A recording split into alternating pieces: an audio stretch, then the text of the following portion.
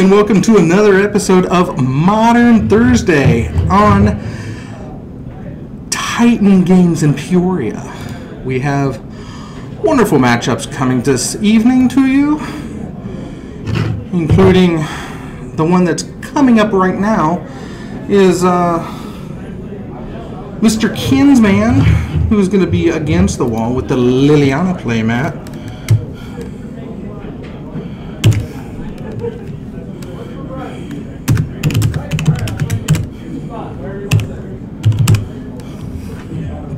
And he's on a Hate Bears deck. And he's going to be playing Zach.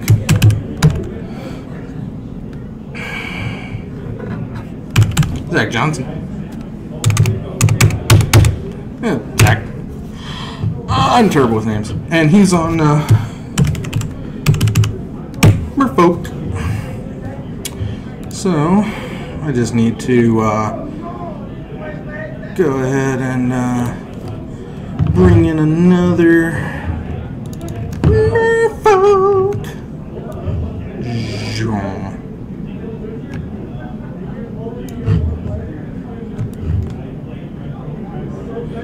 Alright. And I do have to apologize. Last week I was informed that we did have a long period of silence, and I do apologize for that.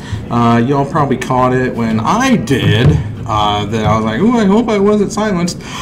I was, and I'm sorry. I hope we can still be friends. Let's see here, just gonna mute that so we can get rid of the echo. And then we're going to load this up. Oh, that's right, I was going to, come on. We're going to get me.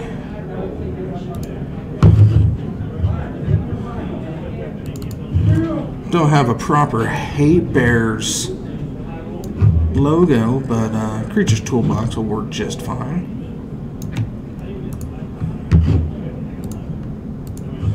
Alright. Hoping to have some good matches coming up. Again, if you're new to our feed, I am Evil Bob, your resident head in a box. Coming at you.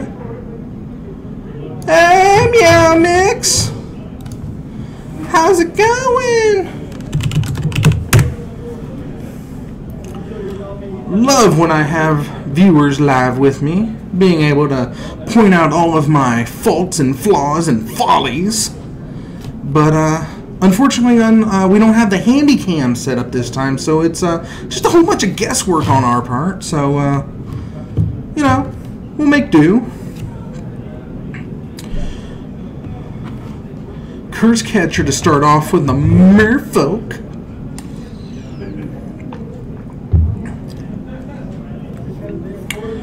And there's Mr. Kasali Pride Mage. No spreading seas for you. At the low price of losing my 2/2, that is. Let's go ahead and get that out of there. Follow up the Curse Catcher with a Silvergill Adept. I think it's Silvergill. It's some sort of Adept.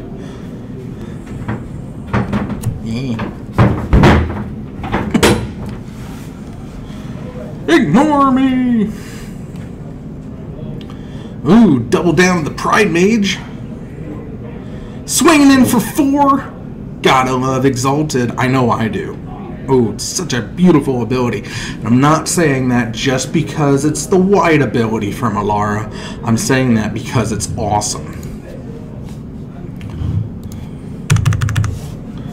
Deciding to take it. Take it like a fish. Let's go ahead and adjust that down. There we go. It's a little better. Ooh. Give away all my secrets.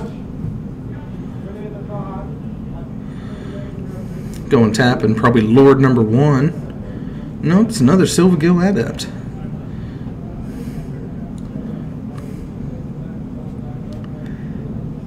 Another Curse Catcher. Definitely don't want him playing anything big.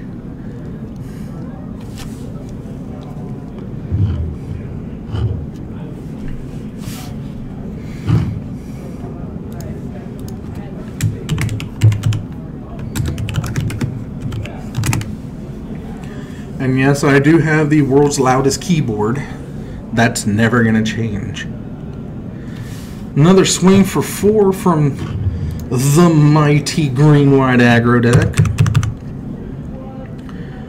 And Askews hits the table.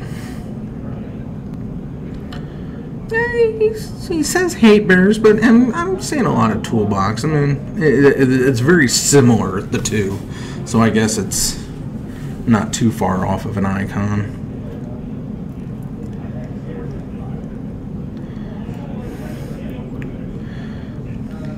Yep, there's the Master of Waves. He's going to get himself, what is that? 1, 2, 3, 4, 5 or 6 little fishies.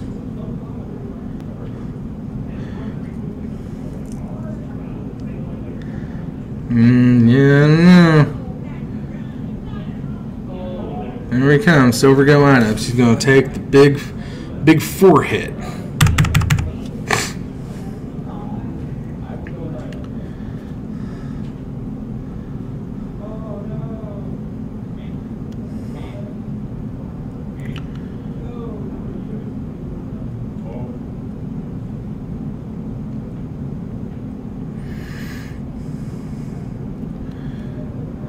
Yeah, drew in that Aether Vial a little late into the round, so not going to do him a whole lot of good while there's more spells to be played. That, and you're not playing against a blue deck, so there's not much countering going on, but there's the Lord. He does not have an island at this time, so they're just 2, 4, 5, 6, 7, 8, 9, 10. 10 power from the fish minus the Master of Waves and the Lord. And he's going to go at him. And then those are they 2 1s with the Lord out? So a pretty hefty swing here.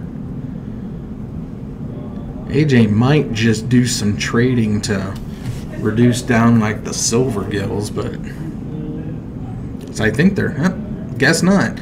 Not much you can do when you've got that much fish facing you off and staring you down. So we go to game 2 after Zach takes game 1. Come on. Good Lord. Right there. All right.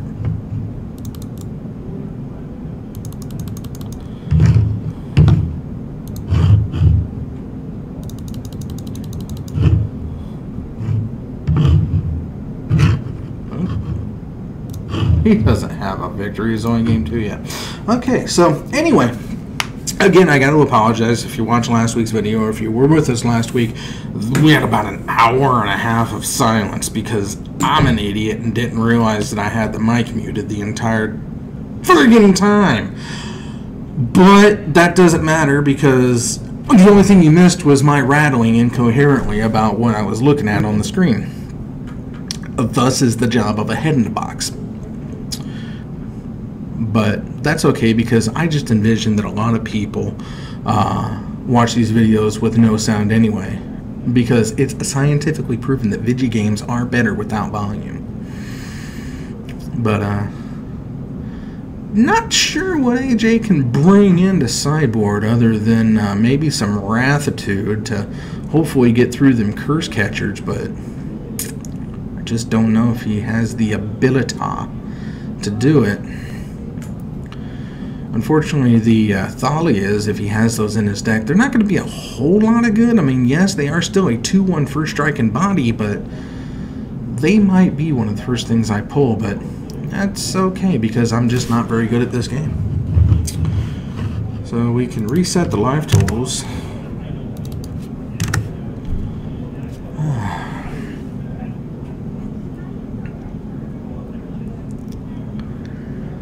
Okay, I'm doing a lot of shuffling here, so.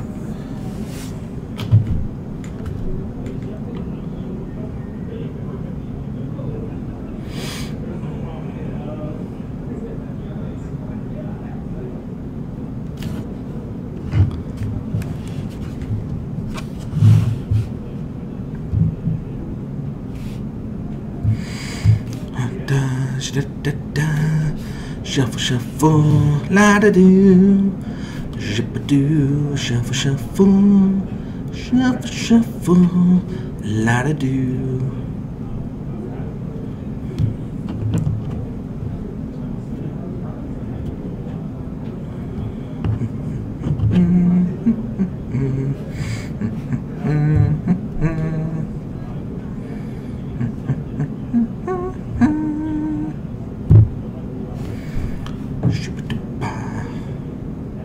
Let's see what we got here.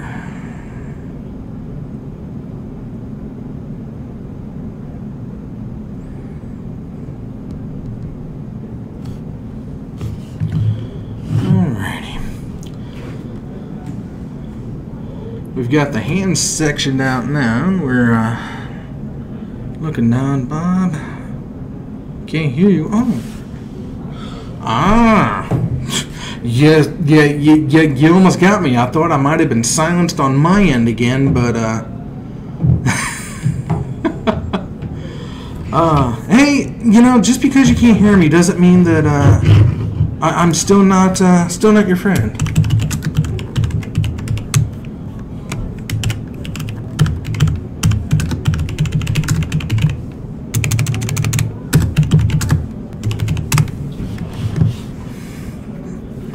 Okay, Aether Vial down. So I'll see your Aether Vial and I'll raise you an Aether Vial. Second Aether Vial. Aether Vial matchup here. You know,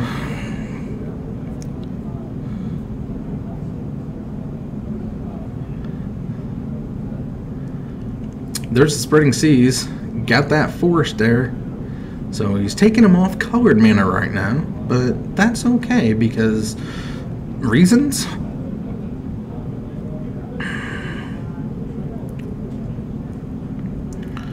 There's the Selfless Spirit. Taking one for the team.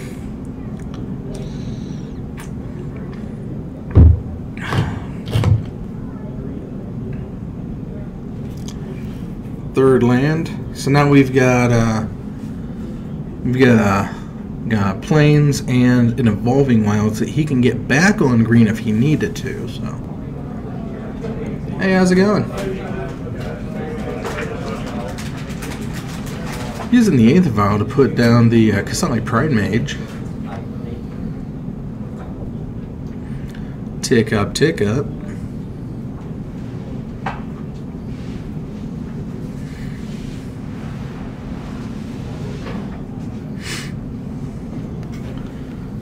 We do have a Wrath of God in the hand. Just no fish to kill with it right now. Swing in for 3.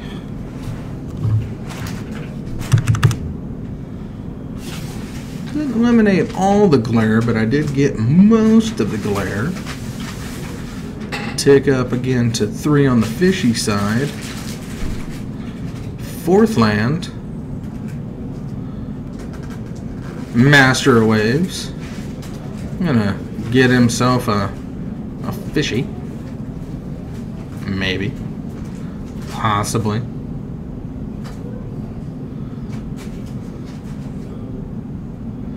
In response to the Master of Waves, he's going to go ahead and destroy the Aether Vial. Probably a good move. So the elemental, they come into play, and just as long as he's alive, they're going to be around, so.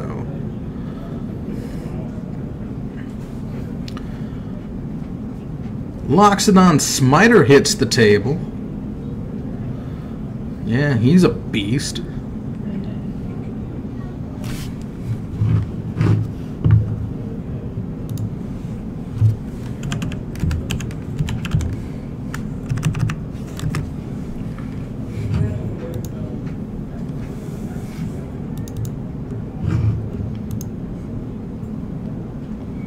Can be countered.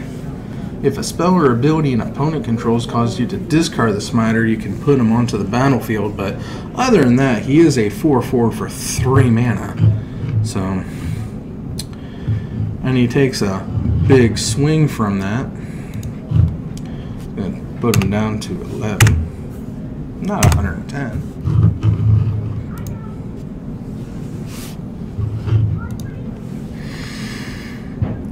More lands. Oh, they really load those things up with onion, don't they?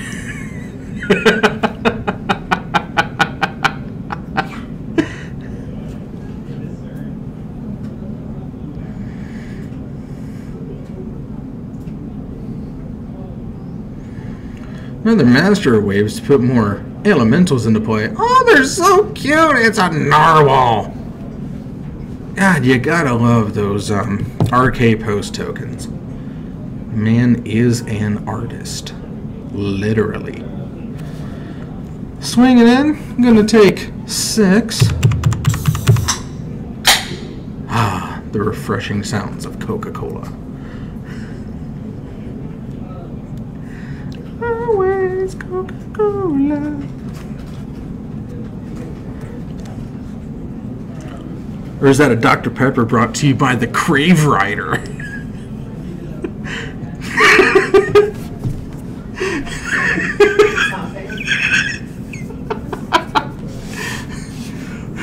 He's always got a Dr. Pepper when you want a Dr. Pepper. Crave Rider!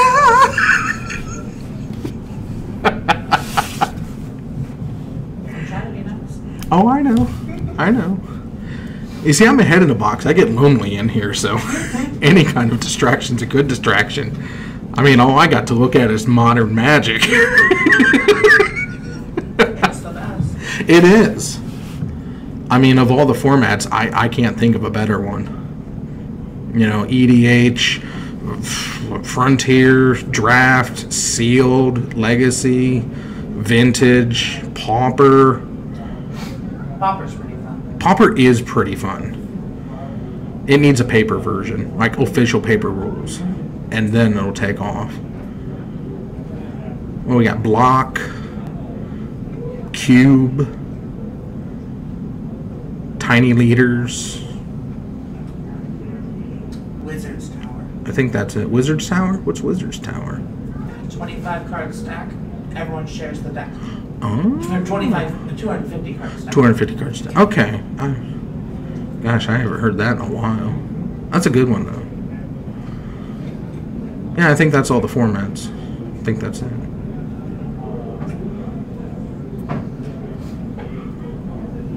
Oh, two-headed giant? General? Star? Assassins? Prismatic? Singleton? Yeah, good old Canadian Highlander. There can be only one, eh?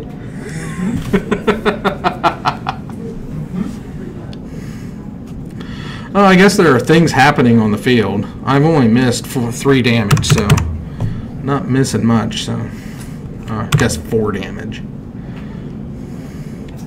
That's a lot of fish staring you down, but when you are the master of waves.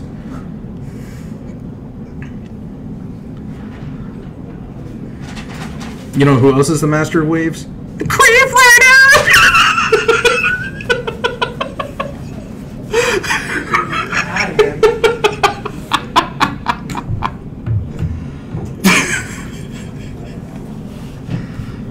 That's horrible. You're the one drinking it. 23 flavors of prune soda. It's 3 root beer. Go for the wrath. Did he get it? Oh, he got it through. Sacrifice yourself with spirit. Oh. Oh. No curse catcher to stop the wrath.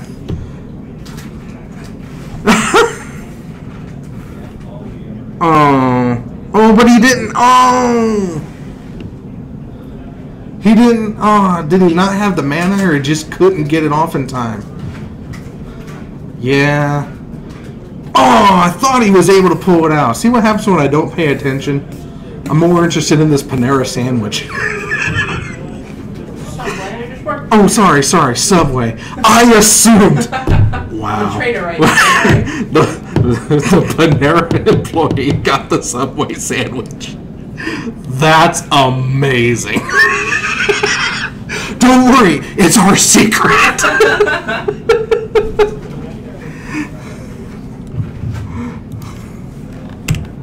Oh, I didn't even set the timer. That don't matter. This game's over.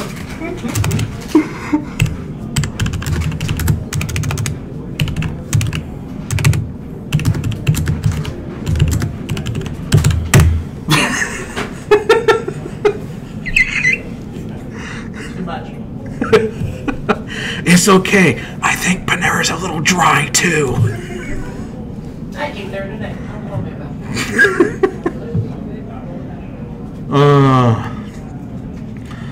that. Anyway, now that we're in between rounds, I think it's time to bring out my new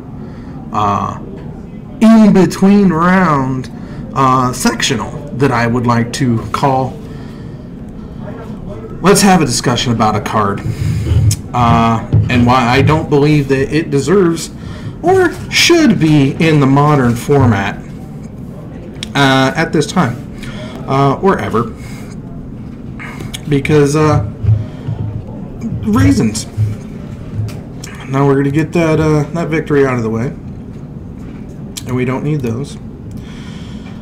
But my friends across the interwebs, this tie-dye loving head in a box would like to talk to you today about something called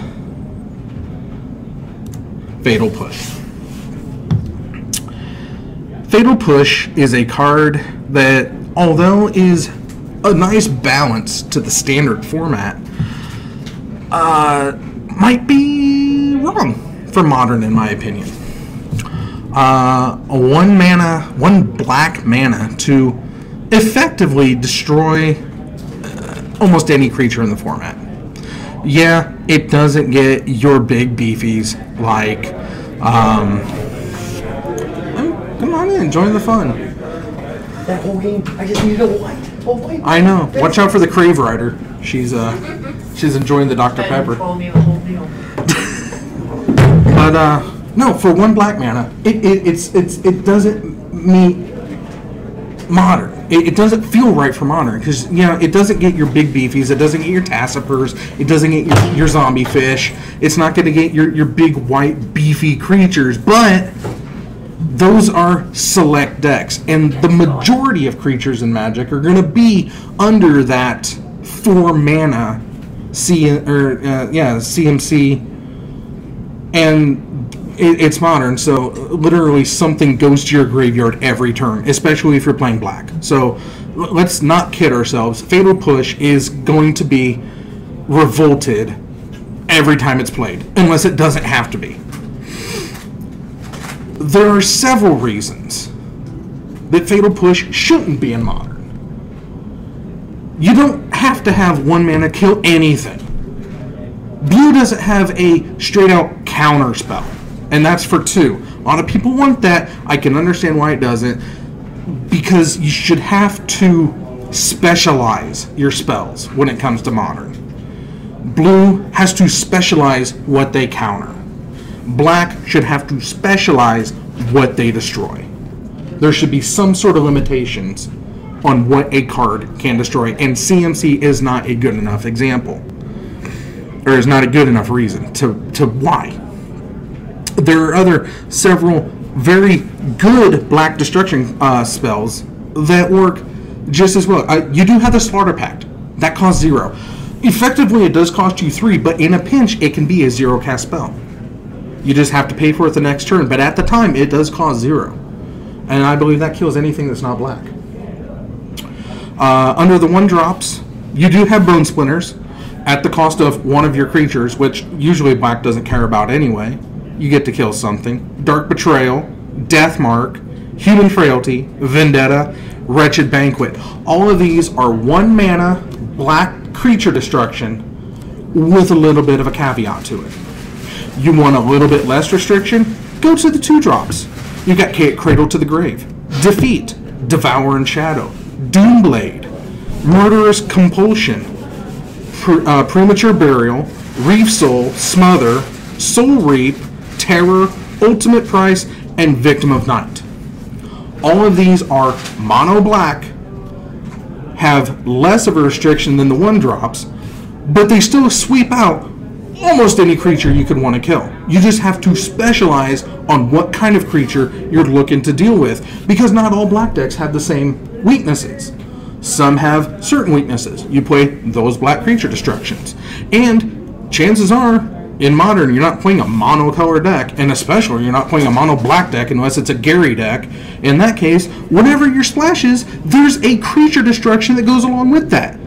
You're playing green. You've got your Abrupt Decay. You've got, you're playing blue, Dimir Charm. Red has Dreadbore and Terminate. White has the Orzhov Charm. Again, these are specialized in their destruction, but they also splash well with what they have. In my opinion, Fatal Push is just a little too versatile to be in Modern. That's why, in my opinion, Fatal Push should get the Banhammer. Banhammer of Bogarden? The Banhammer of Bogarden. Enjoy your shift at Panera. I won't tell anybody you ate Subway.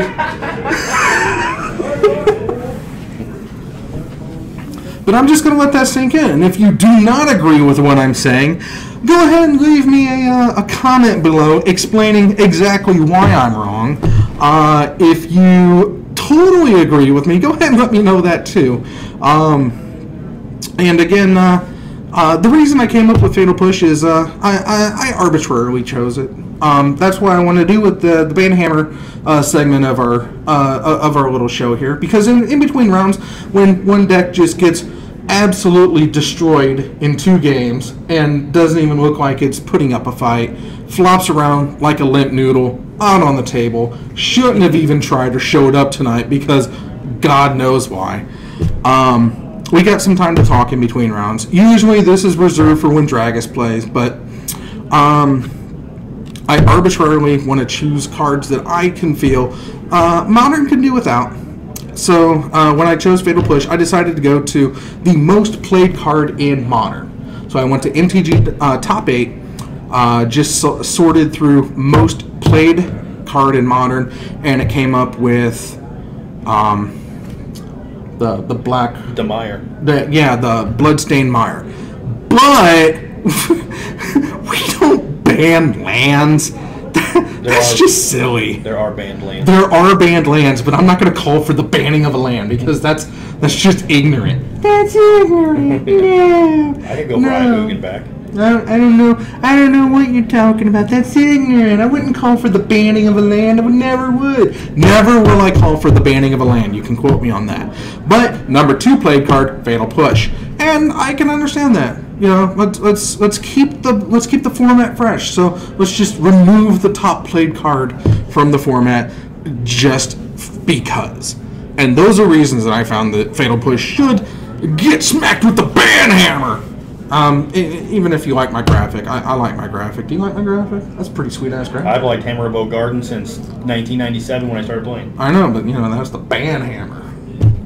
It says it right there, Banhammer. Oh, I didn't see you put ban on it. I did put he's slamming the Banhammer. It was cool because the band has even got strikeout for it. I'm like, it's super special in that, you know, because the band has got banned. Oh, it's hard to see the strikeout on it. Yeah, I know. Until you say it. Yeah, maybe I need to change the color of strikeout. But anyway, Fatal Push, Banhammer approved. I'd support it. Yeah, I don't see why not. Yeah, it makes the deck building harder. you gotta try and push into bigger creatures because you know every deck has Fatal Push in it. Mm-hmm. It makes your Tarmogoyfs not as good because every deck has 4 Fatal Pushes in it. Yeah. Yeah, I'd be okay with it going away. So when you watch this back, Justin, and find out why I was talking about Fatal Push and then put a banhammer on top of it, you'll understand when you get sound. He's at Denny's watching this without sound, and I told him this probably for the better because I'm just a head in a box talking. So, Still sounds a lot like last week about this time on the stream. I know. Yeah, and I already apologized that for everybody. thanks a lot for that. Justin's going on vacation. Oh, is he? Yep. Government paid vacation? Don't think so. I think he's footing the bill. Going to Wisconsin. But that's okay. But no, I got lots of nifty graphics for like when they actually do ban something. I got something set aside for that. That's gonna be. Pardon me. That's gonna be pretty. Shouldn't have to wait until just till August or September, whenever. Yeah, until August. Heavily speculated that the Derp Shadow himself is going to get banned. I don't think it'll be Death Shadow. But it's gotta be Death Shadow. Yeah, I don't know what else enables all the different variations of it. I don't know. Miracles ran amok at a higher percentage in Legacy for like 3 years or something before they fixed it, so they may let it go. Well, for it's a long because time. Wizards doesn't notice things like Legacy or Shadow also isn't winning much. It's just played a lot. It's just played insane amount. It's overplayed. See, that's the problem. It's not that it dominates in the win category. It's that it's too easy to just put in. It's too easy to build around. And it's like, no, because people are unimaginative. People don't want to think about deck building. Again, that goes into what you're saying. That's why Fatal Push. You know, it's like, oh, I'll just put Fatal Push in. I gotta think about what creatures to put in now. Mm-hmm. Well, they're just gonna Fatal Push, so I might as well play Dredge and get Tassapur and the Zombie Fish. Yep. Or play a Titan Shift. May as well get Titans. Play my Garblin Dock Dwellers and Stormbred Dragons because you can't push them. Yeah. As a Stormbred Dragon, he's almost unkillable in the format. Push doesn't get him and he enters his path. Nope. The only thing that's going to hit him is Terminate. He's power card. You heard it here, folks. Stormbred Dragon. Modern power card. I'm telling you, there's only one card in the format that kills it. Just Terminate. Buy him up now. Because this podcast, or this stream, is going viral. I've got dozens of viewers. Dozens? But, yeah, I'm just going to let that image sit there for a little bit. Banhammer. People are probably sick of seeing the Oofy thing up there. Leave the hammer up there for him. I dig it. I'm even sick of seeing the Oofy thing. What's wrong with the Oofy thing? There's nothing wrong with it. It's just sometimes you gotta be fresh. I know. We're making progress. It doesn't look to me like there's any bit of progress on that image. There's no progress at all. There is tons of progress. I'm going to bring it up. I'm going to show you what I'm talking about with progress. It's the same thing that was there week 1. No. Now it's got a hammer and a fatal in it. No. No. Look. Tons of progress. We took that beautiful field. We stripped out the field. Oh, that's true. There was just a field with a sign. Yeah, there was a field and a sign. We stripped out that field. We've got the nice lattice work done that we can put our nice field down on top of now. We've got our scaffolding up to put our structures, like trees and things. We got those trees out of the way so we can put trees in there. Artifacts with which to steal for the Oofies. Well, yeah, they gotta have things to play with. Isn't that what they do? Steal artifacts or something? No. They counter an activated artifact ability. Oh, that's they're not destroyers. They're not. They don't even stop you from having the artifact. They just say, no, you can't have that ability right now. Well, what's the difference between being balanced and not with Yuffie then? Does it work against also artifact-based mana abilities? Yeah. It's kind of powerful. Yeah, I believe it does not stop. Yeah, so I like the spider play. That was good. But, well, it's hard to beat Merfolk with hate bears when you can't really hate Merfolk. Yeah. The whole Leonin Arbor Ghost Core thing doesn't matter because they don't use fetches and. Yeah, counter target artifact ability requiring an activation cost. Tap is an activation cost. Oh, it has to have an activation cost. So it's still stops. tap. It stops the mana. It's tap add. Oh, that's true. That's true. I mean, if Stony Silent if Pithing Needle stops mana. That is a counter. That counters it. Pithing Needle does not stop mana. Well, then That's Stony why- Silence that's why you stops. have- that's Then why you Stony Silence stops mana. Yeah. One of them stops mana. Yeah, Stony, and I think Phyrexian Stony, Revoker. yeah, Stony and Revoker, they stop mana because they just say can't be activated. This counters the ability because that artifact's ability is to put mana into your mana pool. I'm probably wrong on that, so I don't know if you can counter a mana ability like that. But I'm gonna go ahead and stick out my thumb and Doesn't say you can't. say yeah, Brown Oofy. But that's okay because nobody plays Brown Oofy because people. Most people don't even realize he's modern legal. Well, yeah, because he was reprinted in Mirrodin at a uncommon rating. Uncommon. That's unbelievable. Unbelievable. Uncommon. But it doesn't matter because BAM! Fatal push, burn hammer. Fatal push, burn hammer. Do you think the banning of Fatal Push would increase Oofy play? I don't see why not. I don't see how it couldn't. Oofy's not played because of Fatal Push. I can't You argue. don't even have to revolt Fatal Push to stop the Oofy. Oofy only costs 1. See, what the Oofy, what the Titan Oofy Preserve stands for is people. It just straight out people are mistreating Brown Oofy. He's being mistreated. He's being locked away. He's stuffed in tight, cramped quarters. Nobody is appreciating him. We gotta help the Oofy, and that I'm wanting to step up and help the Oofy. That's because he's the worst Oofy in Magic. He's not the worst Oofy in Magic. He ain't the best Oofy, that's for sure. He was the first Oofy. He was the first Oofy. He's the first Oofy. He ain't no kitchen finks. No, but His cousin there is one of the most played cards in Modern. Right. Not one of the most, but he heavily played. yeah, he's definitely a popular He's one. play all the time, yeah. But There's probably someone out there right now playing that might have a kitchen finks on board. There's the Spellbind Oofy. That makes it easy to kill. That card's terrible.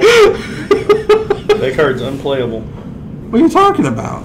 He's amazing for like Boggles? for like boggled or aura effects.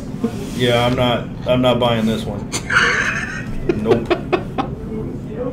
Your budget, in fact. Play Becoming Men's for 2 less mana. For 2 less mana.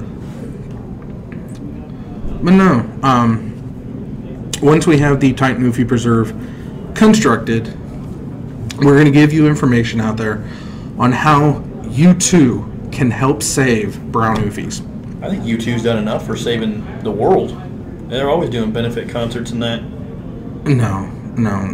Bono has his head up his ass, and he thinks just because he wants to pretend he's John Lennon that people are going to respect him. I see through that Irish little piece of... Brown Oofies need your help. And I'm constructing a safe sanctuary. It's where they can be free and laugh and have fun and swing on the green mana trees. They don't look like swingers. They look like they stay pretty low to the ground there. They kind of look like inbred goblins or something. They're Oofies. I'm not sure what an Oofy is. But An oof is it's actually, I think, Celtic. It's a mischief. It's kind of like a goblin. It's a mischievous. like a boogle? No, boogles are actually like terrifying creatures. They're like nightmare-inducing. Those are these are like little pixies. They're tricksters. They're a member of the brownie family. He looks like a crappy werewolf. He does look like a crappy werewolf, but you know what? See, he looks kind of like a cool Oofy. It's the same looking. They look identical. No, that dude's all creepy. He's got big giant claw hands. He has big giant claw hands. Not with claw. He trims his fingernails. This dude's out for blood. Wait, is that what? That's the Mirrodin Brown Oofy. Really? Yeah. It looks way better. I'd play that card. So play that card.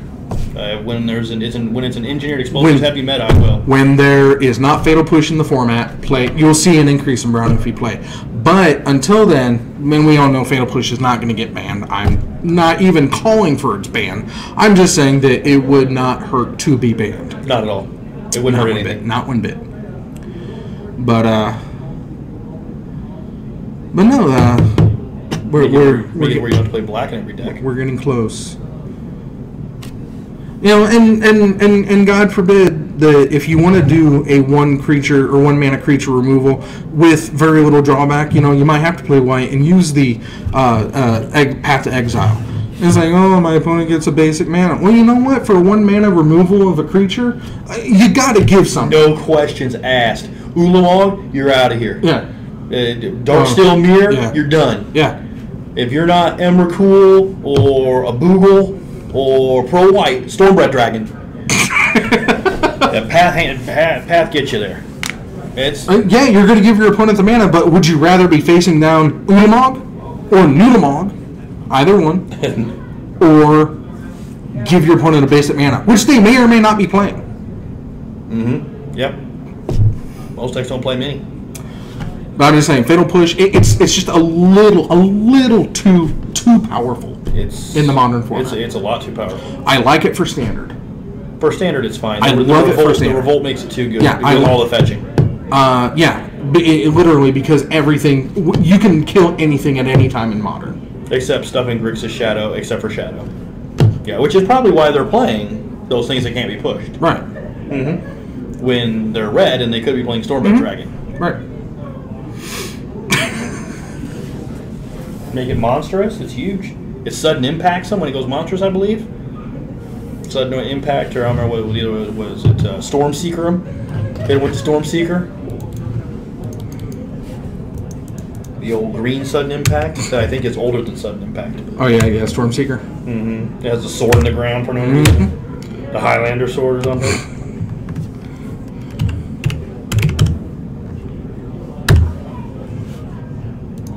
Look at that. On Google, you put Storm B in one word. It's the #1 result. In Google. Even Google knows. What are you talking about? We Bing shit. Bing it! Oh, that's too big. That's too big. There we go. Yeah, that's a good card. Like, I kind of want to build it. I like trying to brew things up. As you can see when I'm on the stream here, I'm always playing turds. They're not good. That's because I don't like playing the good stuff. I like playing Jund and Tron. But Stormbred Dragon, he's right there. He's so good. But you almost have to play like Blood Moon, Scred Red, Ponza type decks to play him, and I just... That's not me. I don't like making it where you can't play with Blood Moons. Or, God forbid somebody go out on a limb and make a mono red Acceleration Nixos Devotion deck. Mono red Devotion. There's nothing wrong with that. Other than the only ley line that you get is the ley line of Punishment, which is a great ley line. It is. I mean, it's a good ley line. Nobody can gain life, so you're already stopping sisters. You're stopping a lot of life gain. You're stopping. Now you can side out the Skull Cracks and Tarkus commands. Yeah. Yeah, I don't get why some burn decks don't run ley lines of Punishment. It gets around any protection. Mm-hmm. A creature has protection from red. Yeah, you can't target it, but you can still kill it because the damage can't be prevented. I think a lot of people forget about that too. Mm-hmm.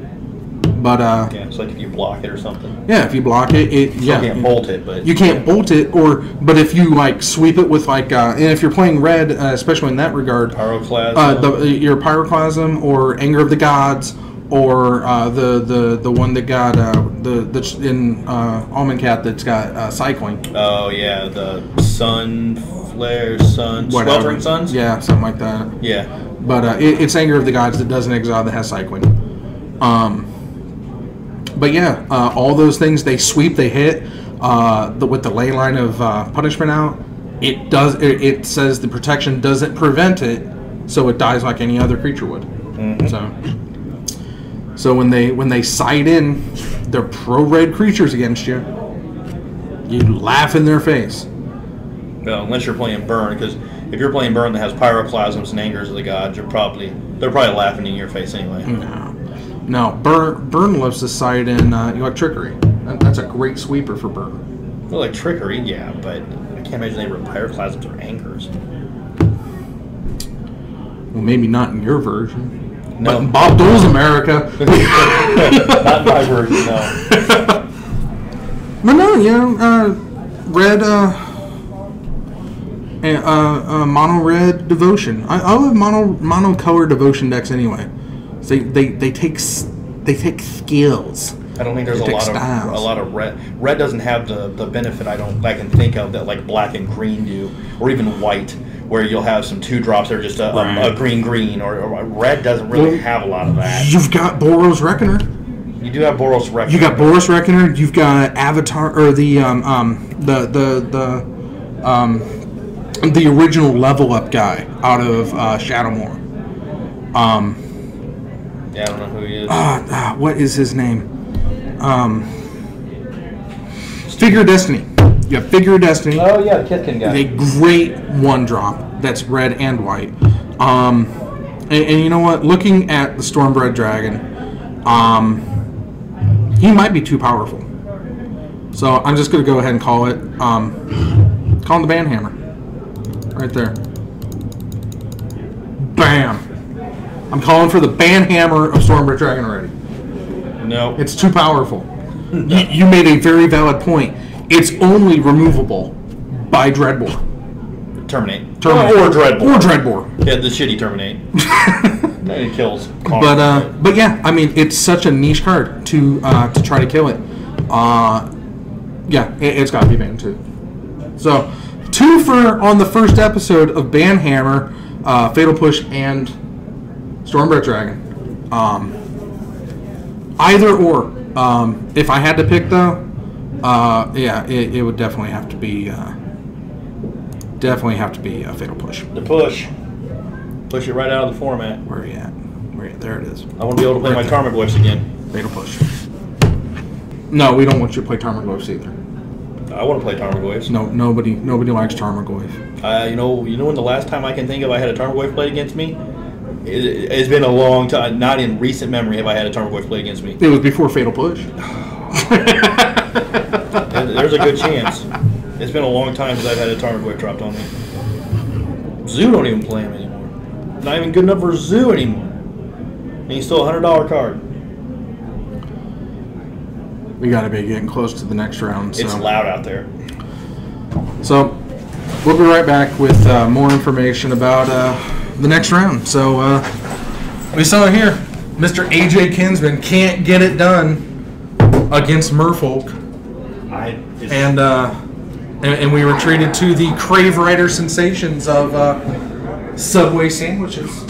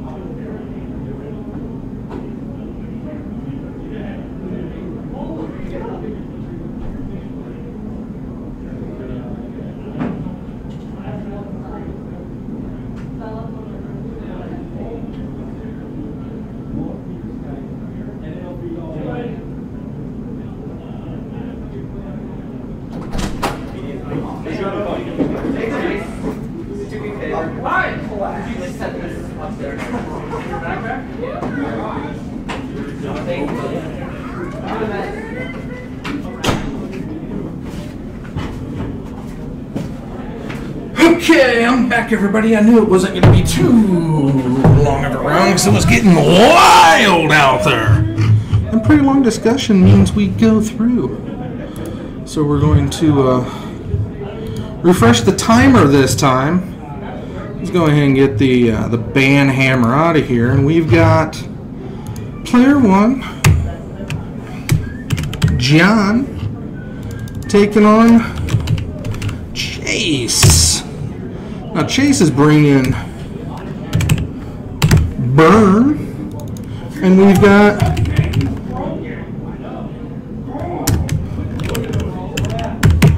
a Naya Company deck.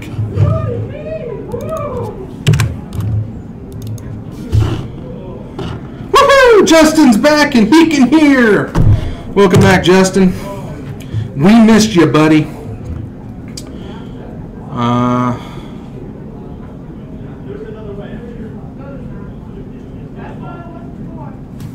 Hang on.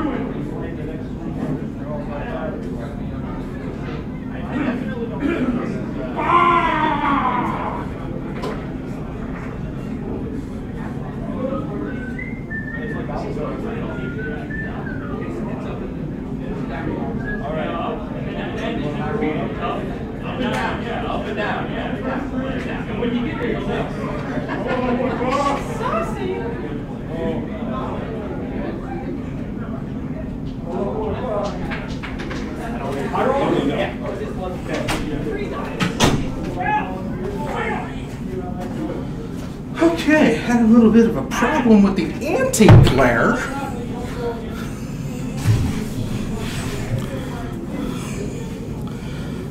Where the sweet hair go? It all fell out because you put too much stress on me, Justin.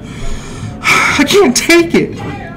I just can't take it. Oh my goodness, it's a match of pink sleeves. Oh, I guess one's pink and one's mauve, so it's going to be a little better to keep them straight. But yeah, we got Naya Company versus Burn, which is pretty fun, I think.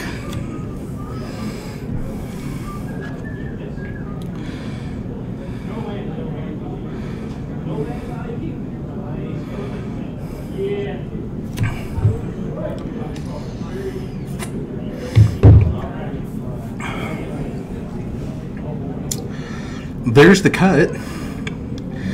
Yeah, unfortunately, AJ's Hate Bears just had nothing that he can do against Merfolk. It was a terrible matchup. And all he needed was white mana to be able to pull off the Wrath of God for the win because there was not a curse catcher to be found. Swinging in for 2 immediately.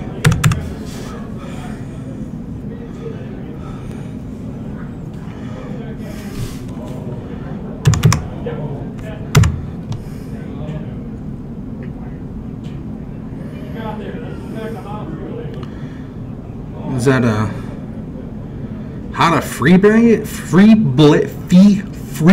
Is that the ally? That when it or another ally comes into play, it gets a +1/+1 counter. I'm gonna go ahead and call this. Let's go with Naya Allies. He's going to go ahead and shock down to 15, I think I hear. Swing for the attack. Taking 2 more. Putting the Eidolon down.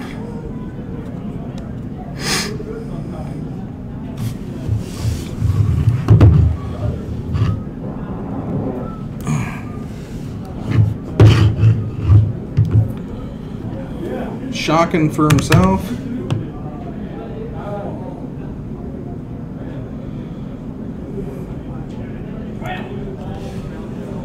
That looks to be an ally that he's got to take 2 damage for because of that Eidolon, but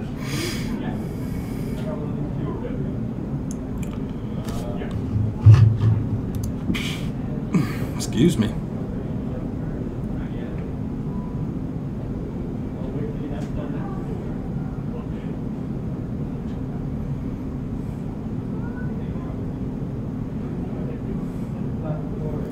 We're going pew pew pew. I'm gonna shoot that down. She's gonna take 2 because of the Eidolon. He's gonna swing in for 4.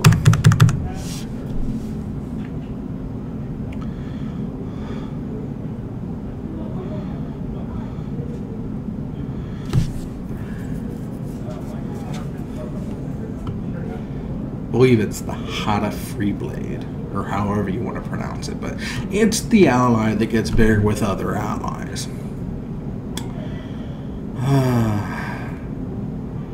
Not a lot that can be done when you're staring down a burn without a with a white weenie deck. That's the worst part, is you don't have life right away, and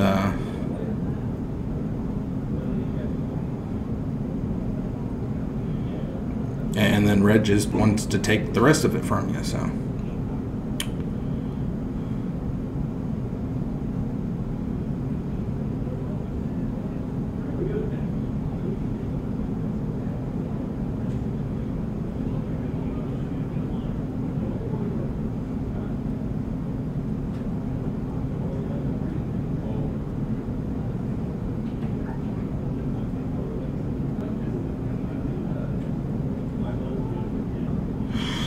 Sorry, I get lulled into it. I got about 40 cards of my white weenies deck. Oh, fantastic! And I'm not gonna lie, I fell in love with the new deck.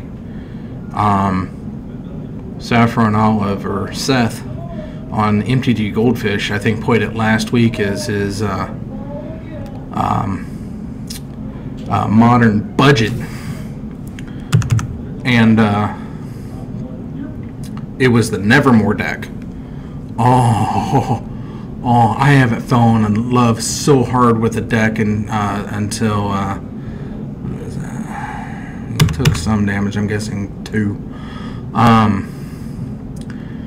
I've not fallen in love with the deck since that hard since Enduring Ideal, and oh my goodness, it's I'm doing the non-budget version, which plays. It's a Banhammer deck. Is what it is. It was one of the inspirations for me to do the Banhammer. To do the Banhammer segment, because this deck is the Banhammer. It plays 4 copies of Meddling Mage, 4 copies of Nevermore. 2, 4 copies of Jace's Gideon's Intervention, and 3 Chalice of the Voids. It does not allow your opponent to play spells. It just flat out bans them from the game. Oh, it is beautiful. Oh, it's such a white prison. It's white blue, and it was such a beautiful prison deck. It just sucks the ever-loving will out of your opponent, and it's just it's a beautiful deck. His budget version is nice.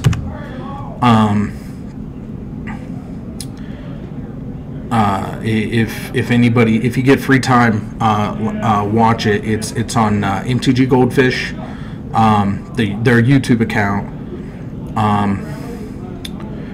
Watch it, and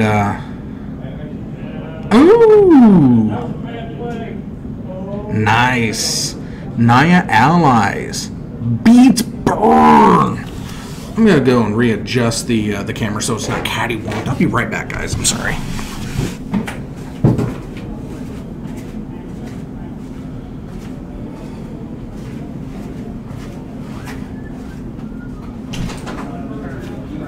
You guys are really good.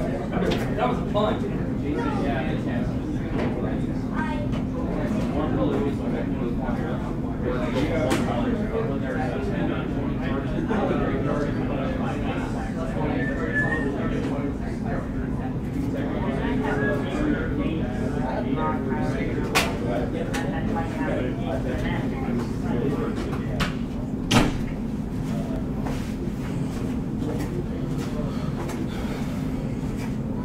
Alright, that looks a lot better, and I'm sorry about that.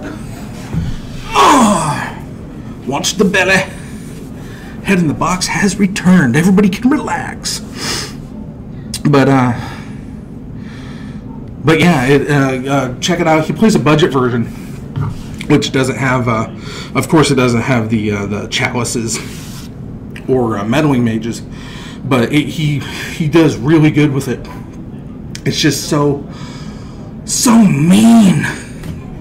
And the budget version can be built for under 100, and everybody probably already has a lot of the cards anyway, and the key components are cheap. But I mean, even the non-budget, like the most expensive parts of the Chalice of the Voids, and without chalices, you can still do a pretty good version of with you substitute the chalices for you put back in the peaks and the was it telepathies, and it would still work really well. It just works better with chalice to go on one, but oh, it's such a fun deck. If you get time, just watch his modern, you know, and if somehow Seth gets word back that I'm talking about his deck, that'd be awesome. It'll never happen, but I mean, I fully respect Seth and everything he is. He's such a nice personality, and if anybody else doesn't watch him, I highly recommend it. He's such a bubbly spirit. He's not mean on his videos like Channel Fireball guys get to be, but Saffron Alum, otherwise known as Seth, is just such a good guy. And I like watching his videos, and I get a lot of nice deck ideas. I don't like how he took mono white goats, but that's okay. Dang it, Chase. But no, I'm glad you got your weenie cards. It's going to be a fantastic spicy brew, and I look forward to playing it. Because I love white. We all know I like white. I mean, I don't even know why I keep saying it. I like white. White. But game 2, we got Naya Allies versus a DeBurn, probably Naya Burn from what I saw. So getting in with the Goblin. Doing some shocking.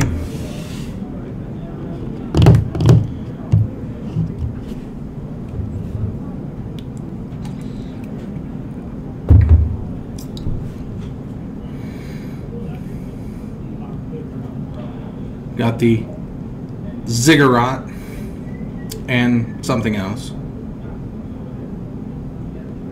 Or is that a Rupture Spire? I don't know. He did something.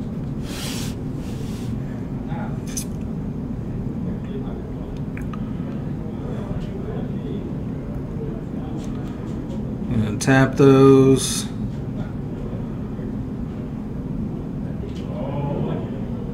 For an ally. That's the Druid. I believe she taps for mana equal to the number of allies you control. I could be mistaken on that though.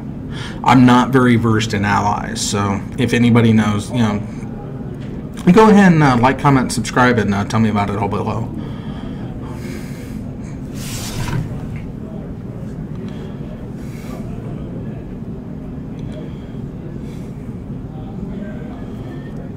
But we've got Burn stuck on one land. That's awesome. I mean, I like Burn. I like red deck wins. But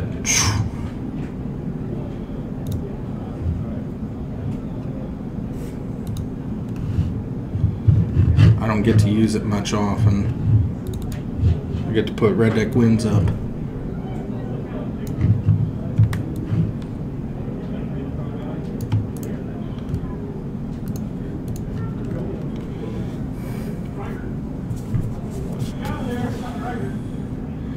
Swinging, swinging, swinging. Good Lord. 2 lands with the gobos. Fantastic.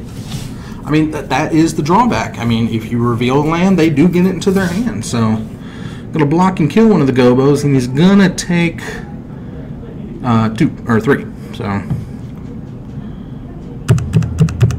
4? Why 4?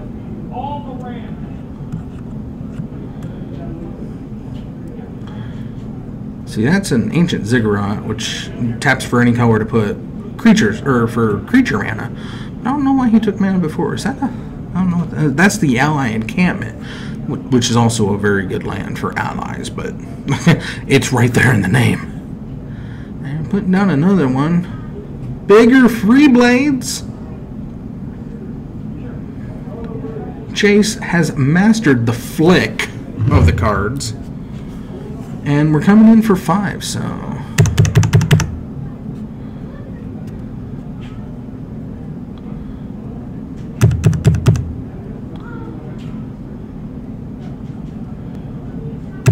And we're fetching...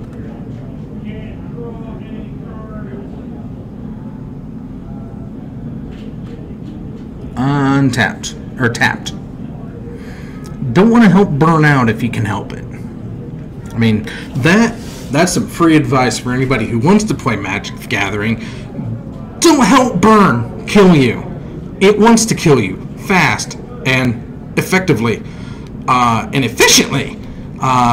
It does this very well in Modern because fetches and shocks hurt a lot. The more you know. Anyway. John's got Chase on the fences.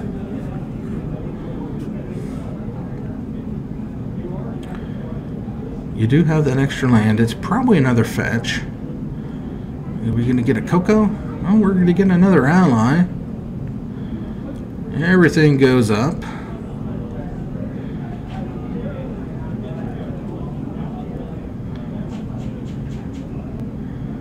Get the tippy tapping.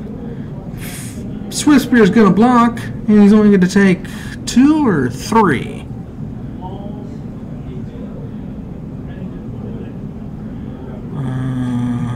Let's call it 3.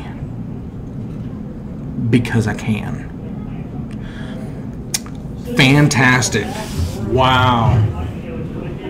That was a quick match. That only took 20 minutes, and I'm sorry I'm picking really quick matches, but I like to see spicy mixed decks. I like to mix it up here, and since I took control of putting up on what goes to go up, I haven't been disappointed. So I feel good. Na na na na na na na. I knew that I would. Na na na na na na na. So good that I got you. Ooh, ooh, ooh, ooh. Oh, apparently Chase took game 1 and I just didn't realize it. So we're matched up.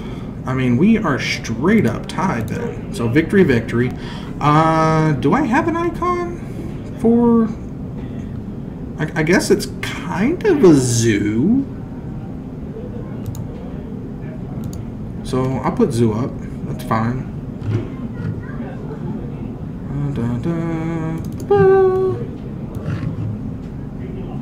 I mean, it's an ally zoo. I like allies. They're zooey.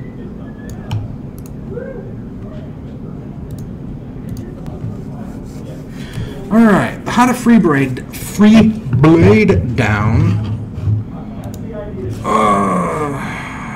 Starting at, let's go ahead and put 17. I'm gonna. It's the closest icon I have. I haven't made a new icon in a long time. I feel bad for it. He's going down to that. He's shocked himself twice. So he's at 16. I'm guessing. I'm gonna call it zoo. I need to make more icons. That's all there is to it. He's taken 2 because of the eidolon, and then he's gonna hit for 2. But yeah, it's just the closest thing. It's an ally zoo. I mean, what else are you gonna call it right now? It's an ally zoo. It's 9 allies and it's zooey. It's got cocoa. I mean, zoo's got cocoa. I mean, it's human zoo. Gemstone Caverns, probably called on humans. Taking a lot of damage. And apparently he just can't beat him, so. Helping him too much. That eidolon, that's a beastly eidolon. And besides, if you don't like me calling it zoo, go ahead and like, comment, and subscribe, and tell me about it below.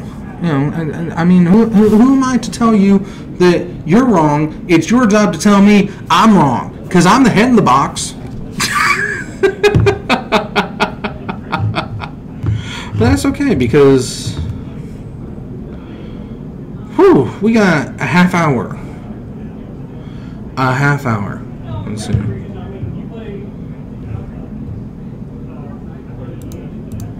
We'll get rid of that. We'll get rid of these.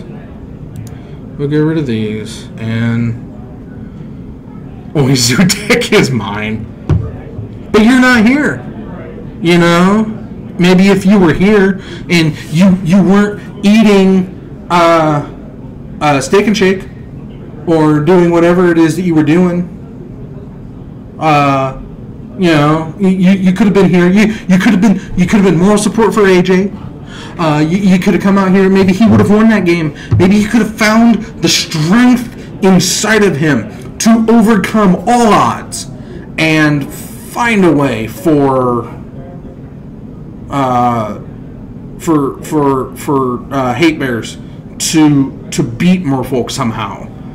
A deck that it just cannot do. Just cannot do. And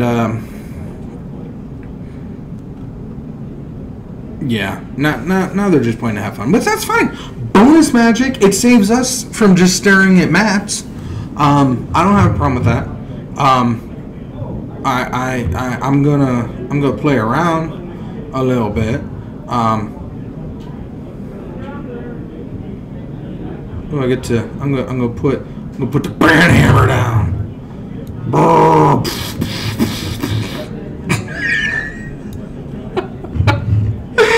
Oh, I'm a sad head in the box. I am a sad head in this box. AJ must have actually pulled out a victory in his deck because he hasn't come in to see me. I feel lonely. I do like when he comes in because then I have somebody to talk to. Because it is lonely.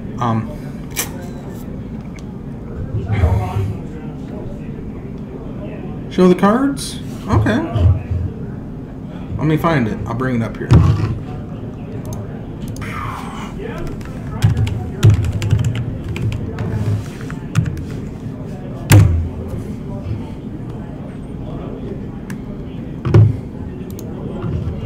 La la la la la la la la la la la la la la la la la.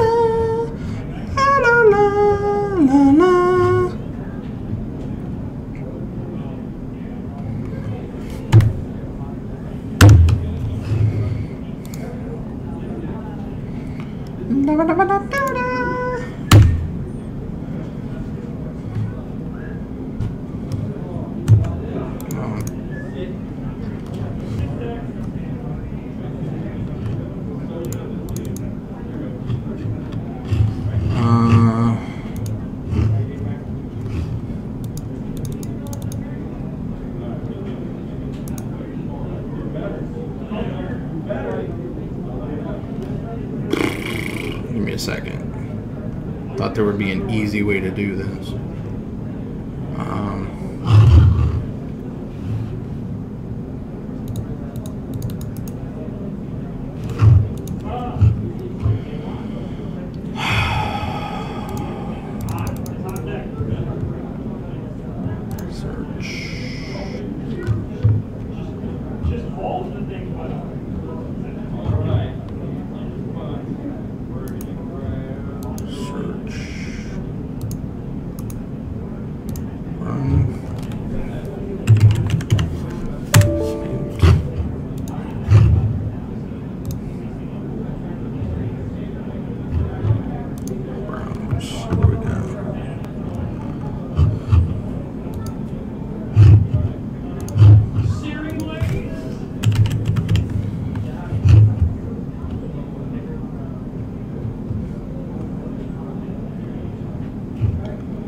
Really?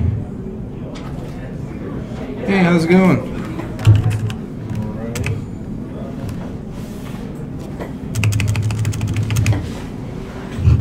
Did you win? Yeah. Awesome! Against Death Shadow. That's what my deck's built to beat. Some Derp Shadow. Everybody Yeah. loves Derp Shadow. I'm trying to find the paint program in here.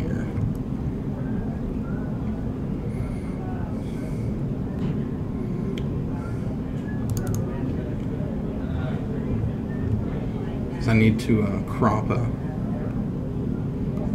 printing proxy. No one. They're still on game 1? No. Chase won. They're just playing bonus now.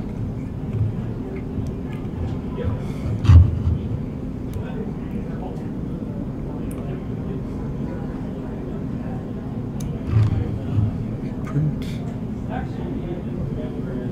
Paint. Come on, where's paint? Did he remove paint? Microsoft Paint? Yeah.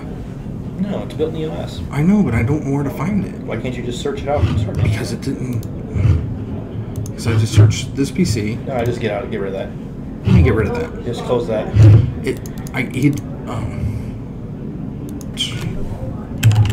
Now it comes up. No, that's still fun. That's still Explore. Close that. And close Explore, and close Run command. Now, is it on the other screen? No, it's not. All right, so click on the little Windows logo. Yeah. See, that's what happens. So close on. I do it over there too, and oh, good lord, what I do? Click on desktop. Click on it again. All right. Try clicking in the corner down there, where you can barely see that little sliver. Nope, right next to it. Nope. So just click it. It just minimized everything. Just click on it. It will come right back where it was. Yeah, you just minimized. Oh, good lord. I got terrified. Yeah, I'm not sure why they locked down permissions on it. Yeah. Which seems pointless. Yeah, then you can try apps and features. Might be in there. That's true.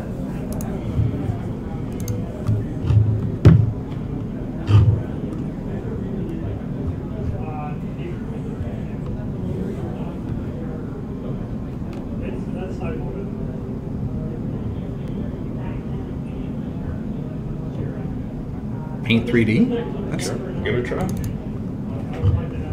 Nope, you can't do it. They locked it down. That's fine. I was just gonna grab up so I can do a. Maybe I can make a word. You can't open Paint, but they got Minecraft and Hearthstone on there.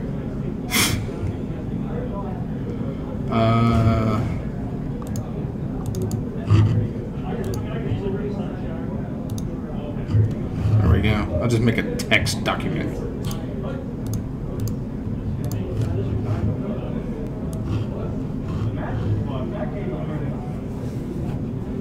White deck wins.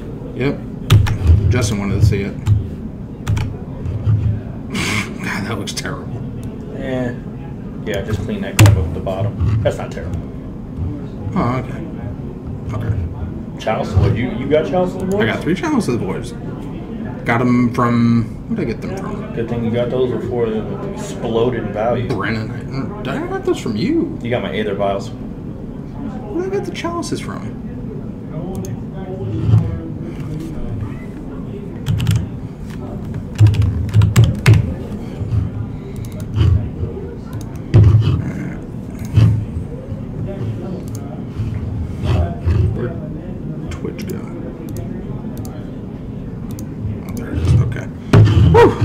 So much fun. Lots of dead time. Oh, not text. Close that.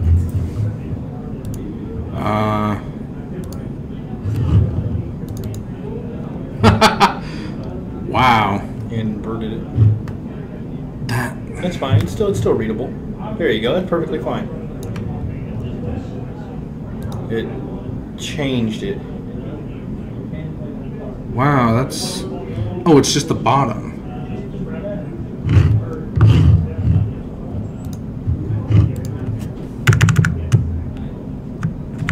Yeah. I'm not sure why it did that. Don't know what to tell you. Anyway, where is this deck? it's on Just do a Google search for Nevermore Modern, and click on the MTG Goldfish Budget Magic article from last week, and then scroll all the way down to the bottom. Did it actually run Spreading Seas? Yeah. What do you mean? It killed. That's it killed Tron. It is. That's why I don't like it. Oh, it's just such a beautiful deck. I don't see why the Gideon. It's just another. You can't kill me. That's true. That's true. I mean, they have to literally deal with Gideon to kill you. What's Gideon's intervention do?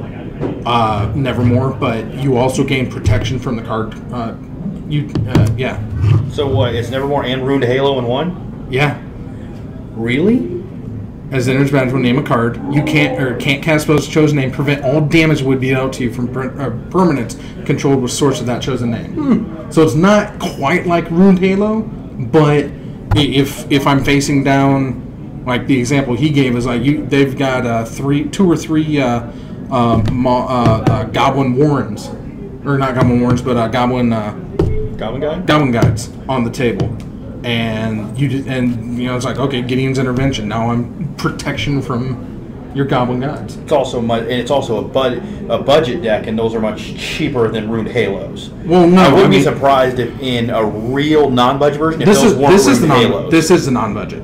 That's the non-budget. This is the non-budget. Just because it has Chalice of the Void, everything else in that deck is still pretty budget. Oh, and that's online. Well, no, I would say those Chalices look super cheap. It's because that's online prices. Yeah. Paper. There we go. Yeah, those Chalice prices look about right. But yeah, it's mostly because of the chalices. You also get you get the fetches. Better mana base. Yeah, you get the fetches. You get the shocks. You get a better. You get better sideboards. Yeah, I still don't know. I still think Ruined Halo might just be strictly better than Gideon's. No, because the Gideon's intervention says they just straight up can't cast. Well, but you already have Nevermore already doing it, and you already have 8 cards doing it. You And really need another 4? This gives you 12. And the chalice. The name of the deck is literally, you can't cast anything that's going to hurt me. Because it doesn't matter about Nevermore, because you already name off any kill cards or any kill spells like Ad Nauseam or Lightning Storm, or even Ad Nauseam or Lightning Storm, you take out Storm with you name you got Grape Shot or Goblin Warrens or Tendrils ain't modern. It could be. But no, you don't have to worry about like the things out there already, because that's where the Gideon's intervention comes into play. But you're also hiding behind 3 Sphere of Safeties and 4 Ghostly Prisons. So, and the Detention Spheres and the D Spheres and the Journey to Nowheres. So yeah, it's got lockdowns. I like the Ruined Halos for my Devotion deck because it's white. Mm-hmm. And it's a great way to just say, it's half the cost of getting intervention. Right. And it's quick and it's easy, but literally, like, it's just not as good as Gideon's intervention in this deck, because you literally just stop it. I could see turning 1 or maybe even 2 of those basic lands in that deck into Nykthos, because you have so many white mana symbols. Could, and I see that. I mean, and I might. You got that cast out. That's the cycle Oblivion ring. Yeah, isn't it? it's flash. That's the. I like cast out. The point that was brought to cast out was you can't abrupt decay it.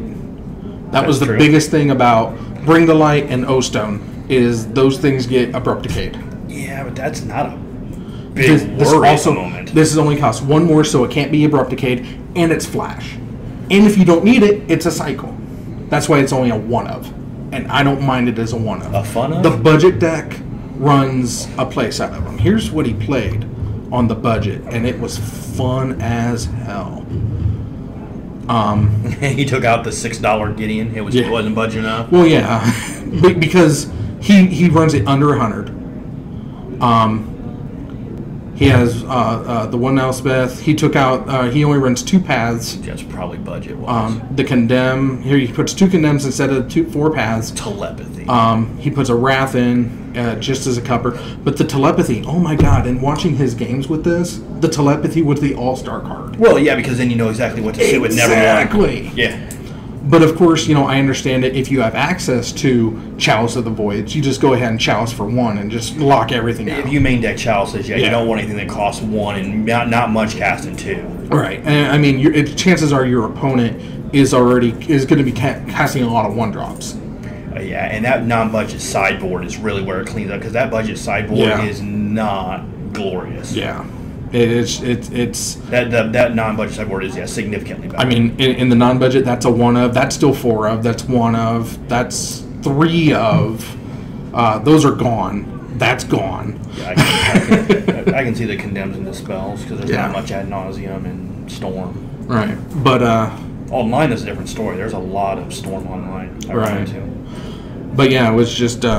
I mean, I fell in love with it. I can't remember what his record was. I think he went like either 4-1 or 3-2. But I mean, for a budget, he went up against Tron, and what did he play? He played. I see this deck having a bad day against Tron unless you get those spreading seas. Well, he did have the spreading seas, and that was also fun. What did he play against? Where's the? They're all the way at the top. I skipped videos. Them? Yeah. He played Sun and Moon.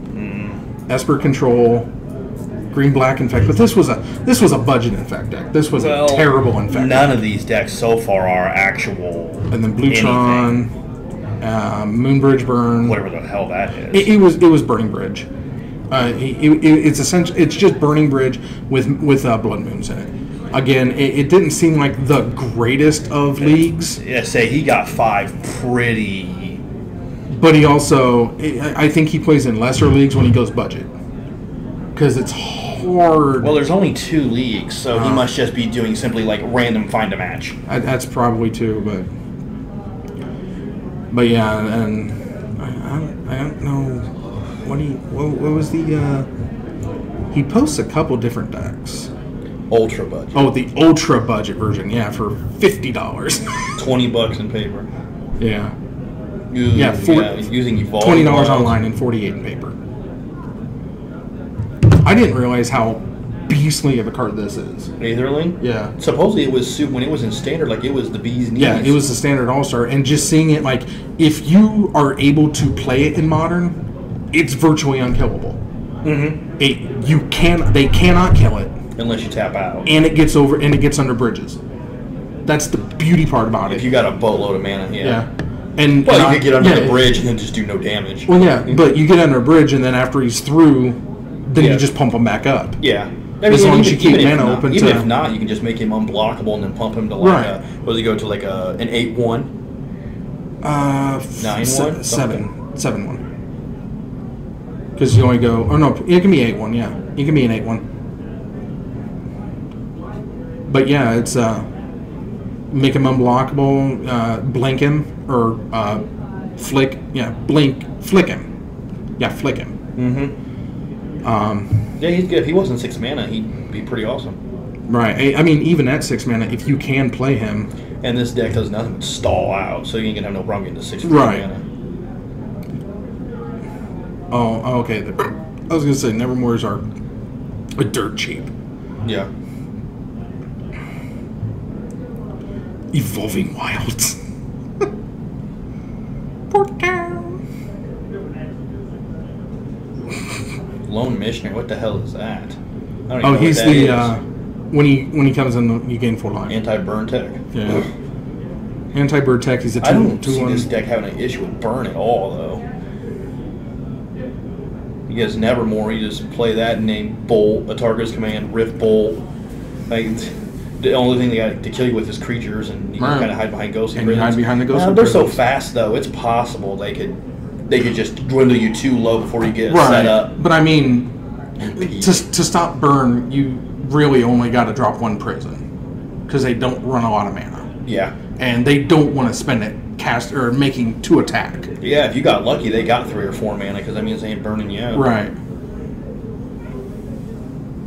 But yeah, against burn, that's where the ley lines come in the sideboard. A non-budget version I could see being super annoying. That's why I love it so much. I don't know if it's any good, but it's definitely super annoying.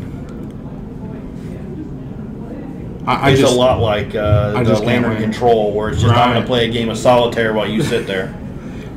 Which is probably why I like it, because, I love me some Lantern.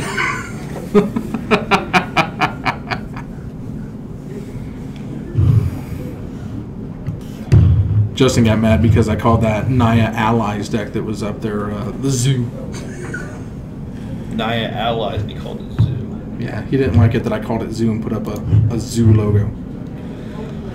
I don't know if I'd call Naya Allies Zoo. Hey, listen, those allies are... It was very Wild Mikado, Curd Apes, and... I know what Zoo Herbalist.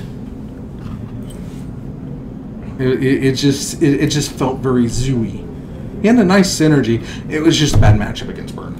There's a lot of decks that he got caught. Lose to Burn. He got caught under the two games he lost. He got stuck under an Eidolon, and that's just hard to deal with. Maybe I'll do a ban hammer on Eidolon. Except Eidolon actually is a very fair card. Mm-hmm. It dies to virtually anything. You just are gonna take 2 damage to kill it. Like Fatal Push. Yeah. Fatal Push would take care of that Eidolon for you. Straight up. You don't even have to revolt to get it. Mm-hmm. But unfortunately, Fatal Push is, not in Bob Dole's America. He grows the Goyf, too. Double grow. Enchantment creature. Right there. So there you go. As if nobody plays good old Jund. There's a guy out there playing Jund Shadow. But Jund, nonetheless, not Grixis. Well, yeah, it just feels good. Not very many decks feel good in my hands. Which means I'll never win with it. It'll seize up every opportunity, but I love it all the same. Yeah, it looks like it'd be fun to play it here and there. Like, you don't take that as your main deck. Oh, God, no. It seems like something to play like on a random Thursday or something, like at Titan Games in Peoria. I could see this honestly roguing and taking a top 8 at a tournament somewhere. Just nobody knows what to do. Exactly. Yeah, I mean, really, there's only one answer to it, and this is going to be a Banhammer episode, but... Tranquil Grove? No. Back to Nature? Yeah, the 2-mana blow-up all enchantments? Yeah. I hate this card. Fiery Passion. For when Naturalize just isn't enough. When Naturalize is too slow. Naturalize ain't good enough. Let's make it so much better. It's anti-Boggle stuff right there. God, it's anti-Bob right there. So many decks rely on enchantments. They need to put that one. Hate that. I tell you, they need to put that. If they put that one enchantment in Modern, I'd play that Ley Lines, that Legacy Ley Lines, where like turn 1 you just dump all the Ley Lines in play, and then you play the thing that makes all enchantments power toughness equal to their. You play Starfield. I've been trying to make that into a Modern deck. I just haven't sat down to do it. You Starfield it. What's Starfield? There's an old one that's like Opalescence. Yeah, that's cost 4, but Starfield I think costs 5 or 6. Doesn't Starfield just do damage to attack? No. I'm thinking of like light. It costs 5. Beginning of your upkeep may return, and it returns an enchantment from your graveyard to the battlefield. And then, as long as you control 5 or more enchantments, each other non-aura enchantment is a creature with equal to its toughness or equal to its CMC.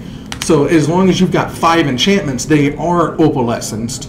And it is a comeback. It just costs 5. Yeah. What's causing that deck to not be played in Modern is it's not the lack of opalescence, it's the lack of Serra's Sanctum. That's true. That's the card that wins that game. Yeah, being able to opalescence on turn 1. And again, that's my Legacy deck. So that's why I know everything about that deck. Oh, Legacy Ley Lines, it's so good. It's fun. And you get to play cards that are dirt cheap, except for the Sanctum, even if it's not that expensive. Yeah, the Sanctum's not that expensive. The Ley Lines, but all of them, but Sanctity and Void are unplayed, so they're like $2. Yeah, Sanctity and Void. The others are there literally just to fuel. The only other one that is somewhat viable to the deck is Anticipation. That gives all of your spells flash. Other than that, the others are, my creatures get a +1. I think it's non-token creatures +1/+1. Token creatures +1/+1. That's the other white one, but that's only a 3 of. Everything else is a 4. That one's a 3.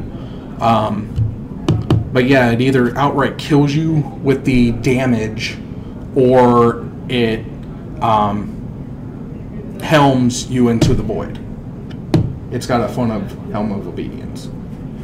And that what the Leyline of the Void is for 1 mana tap in the deck. In Legacy. Yeah. Yeah, that's what I played in Legacy when I first came back was Helmerator. Yeah. With Rest in Peace energy field. And you just sit there completely unable to take any damage. Right. And then you just mill their deck. We should be fine. Yeah, this stopped because when I popped it off the screen. We'll be right back.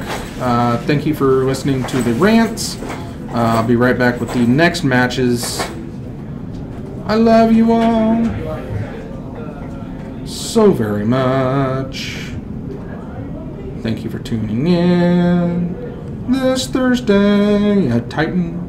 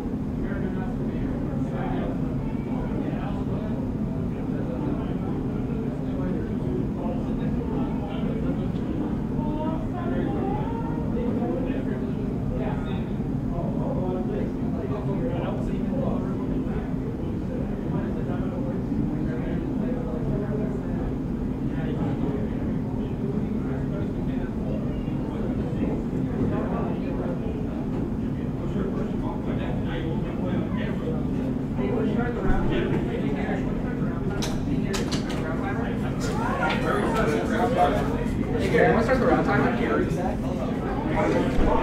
you want to not mess up?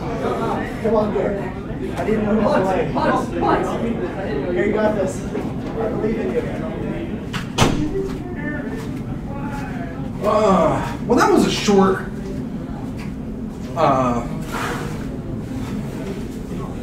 A short commercial break.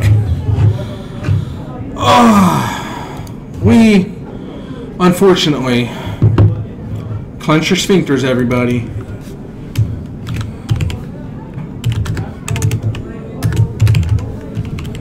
He who shall not be named.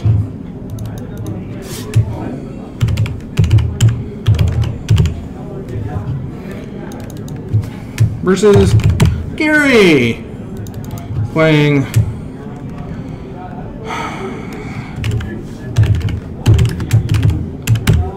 that which shall not be named. A lot of not naming going on in this game. But that's okay because, you know, we're still good. We're all good here. Let's go ahead and get that out of there. Let's go ahead and do...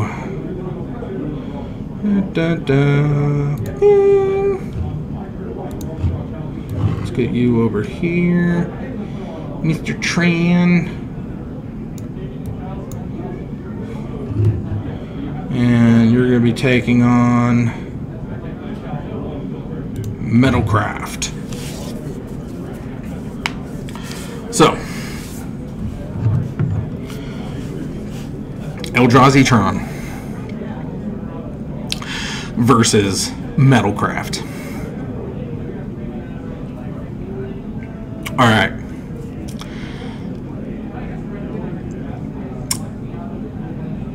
The story is, I didn't have enough time to go around and find an interesting matchup. These two happened to be in the vicinity who hadn't already found their partners. So we get to watch Chris Dragist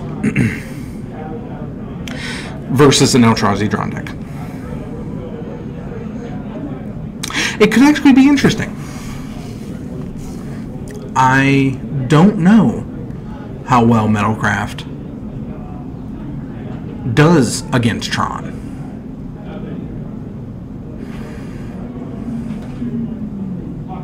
It is going first, though.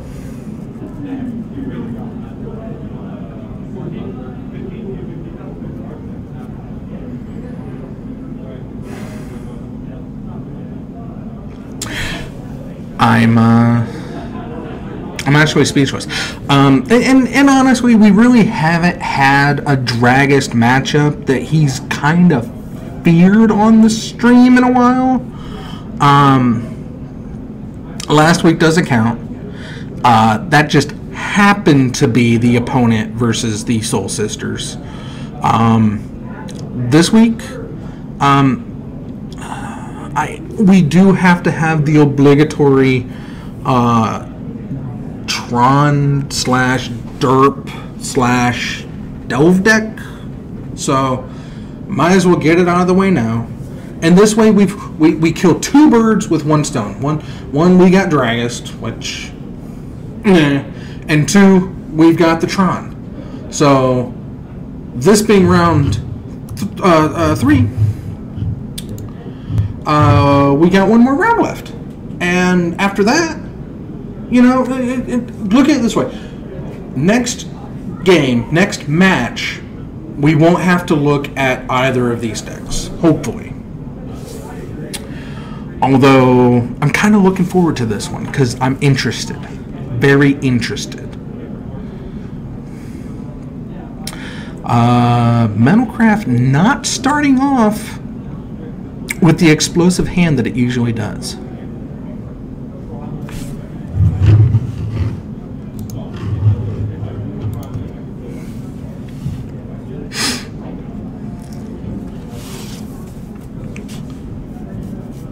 Another Signal Pest didn't attack. Oh, because they both have to attack to activate, that's right.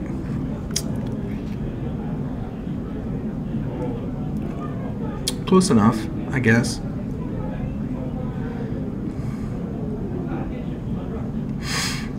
So we've got Power Plant and Mine.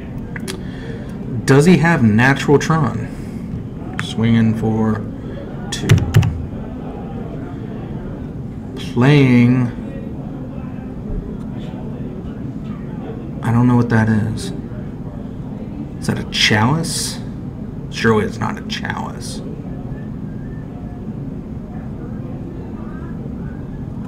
I don't know what that is. If anybody knows what that is, just let me know.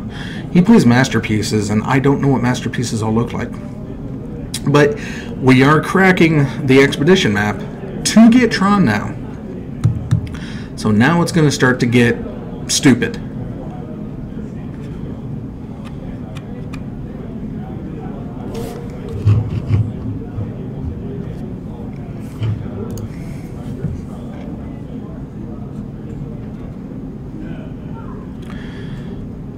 hey, he's got Tron. What's going to come down? What kind of stupid, colorless shenanigans are going to come down?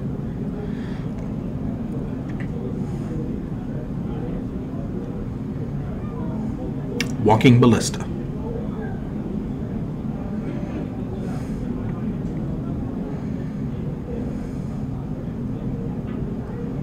And Dismember?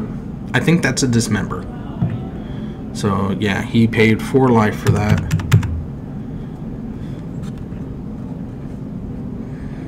And, oh, it was a Ravager.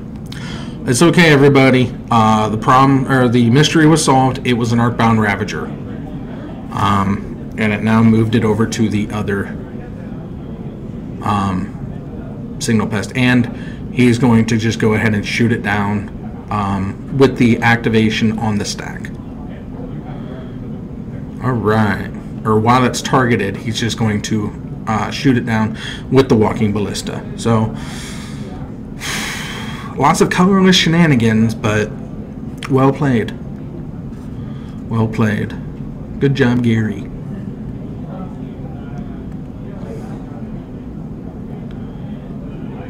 And tap. And we're going to galvanize the Ballista. Gonna take 1 for that because of the Spire of Industry. Cranial Plate him.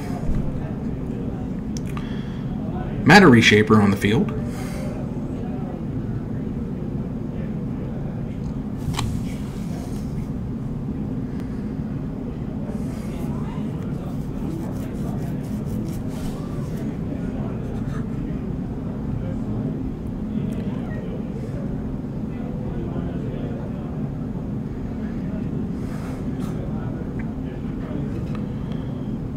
Play down a Master of Ethereum, or no,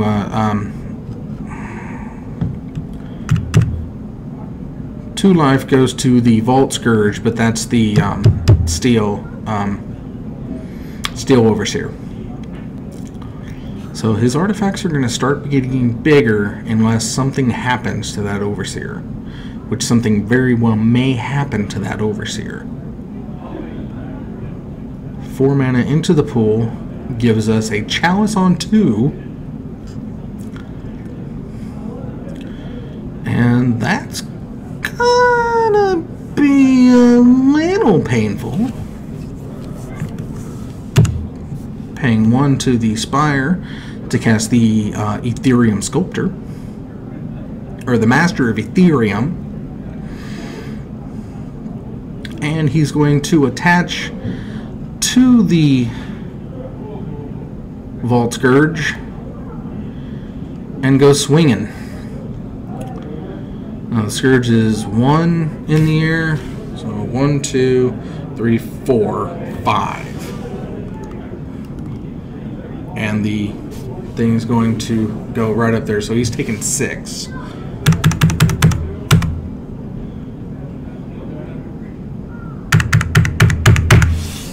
And we're on 22 with Dragist.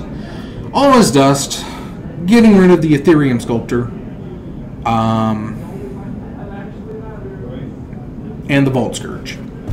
Because he is black. He may be an artifact, but he is black. But that was another fair play. Not fair play, but definitely an okay play. Because when it comes to Tron, nothing is fair. But Ornithopter on the table now. That doesn't cost 2.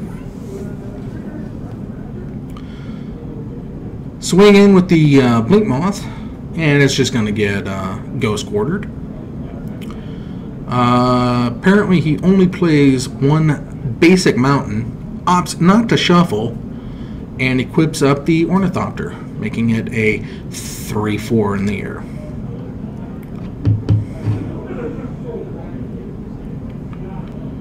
Here comes Karn, because that's a fair card.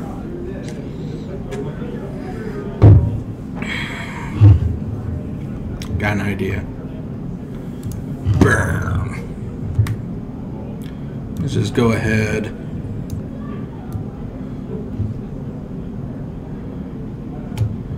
I'm gonna throw up a little banhammer on Karn.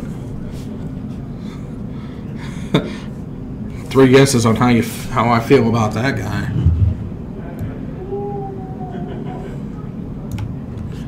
All right, another signal pest coming up.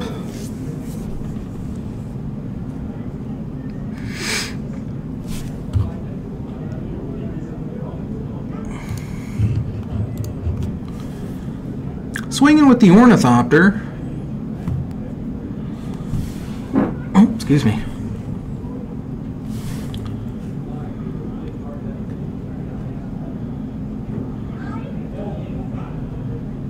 Or did he?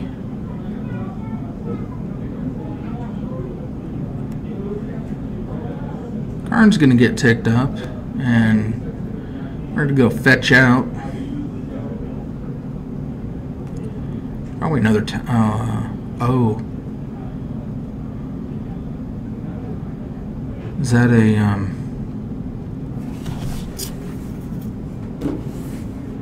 don't know what that is. It's a land of some sort. Is that an Eldrazi temple? No, that's an Eldrazi temple. What is that?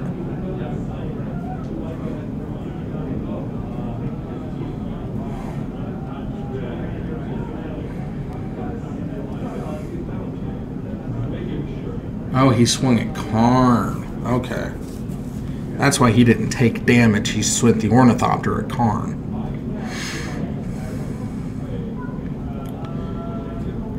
So, Ornithopter going at Karn.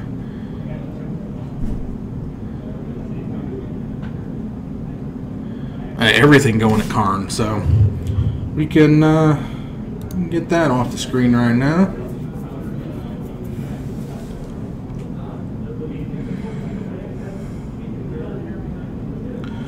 Mox Opal also come down for Dragus there. And the Thought-Knot Seer.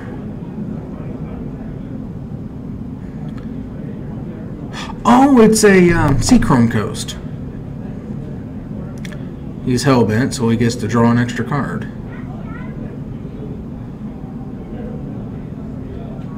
Or Seagate Wreckage.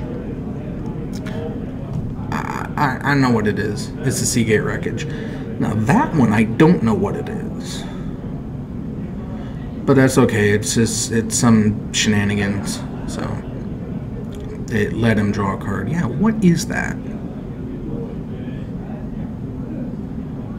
If anybody knows what that is, go ahead and just let me know now.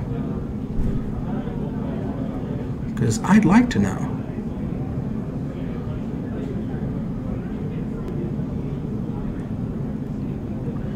But I'm going to make everything bigger, and it looks like he's taking 2?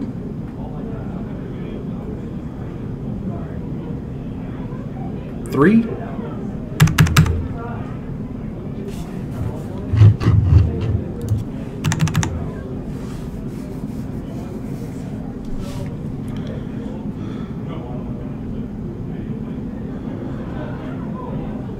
Seagate Wreckage. There's a another Walking Ballista. He's gonna be huge. And he's just gonna start shooting things down. So he's just gonna go ahead and get rid of the Steel Overseer and be left with 2 counters. So he came in as a 7/7. Wow, that's beastly. But that's okay, you've got all the mana in the world to make them bigger anyway. That must be target creature can attack. And Galvanizing Blast, so. Dragist having to work hard for a win over Tron. That, you know, this was actually a really good game. You have to give it that. I mean, yeah, on paper you're thinking, oh, Dragist versus a Tron deck. But this was actually a fun game to watch. I'm glad that I watched it.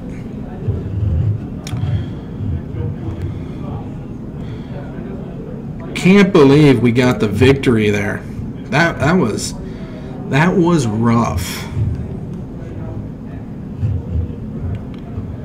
I wonder what that card is, though. Let's see if I can find it.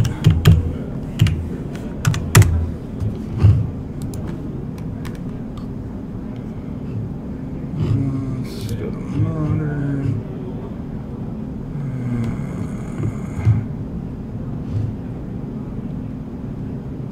Tron.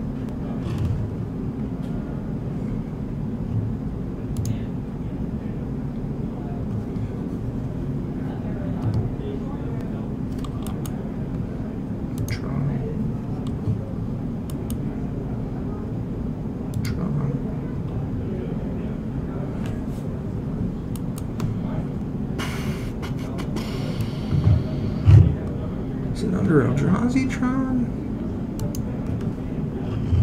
There's an Eldrazi Tron.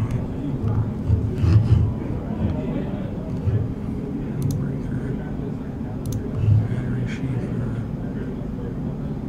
Chalice Expedition Map Card. No. Relic.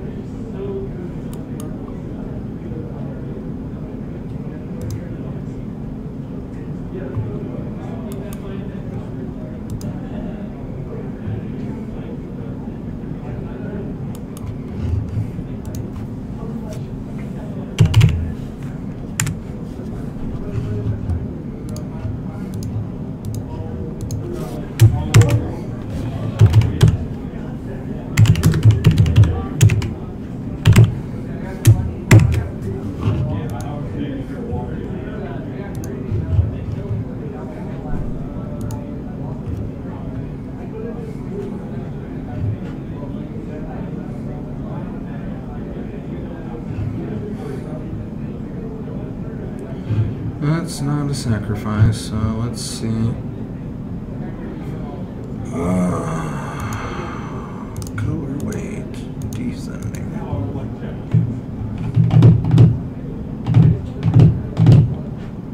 Oh. Let's go ascending then. No, not collector number.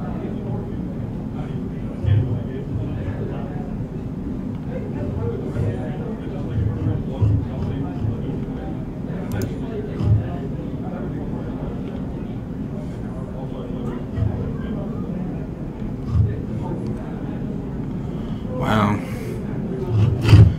Well, let's go back up to 20.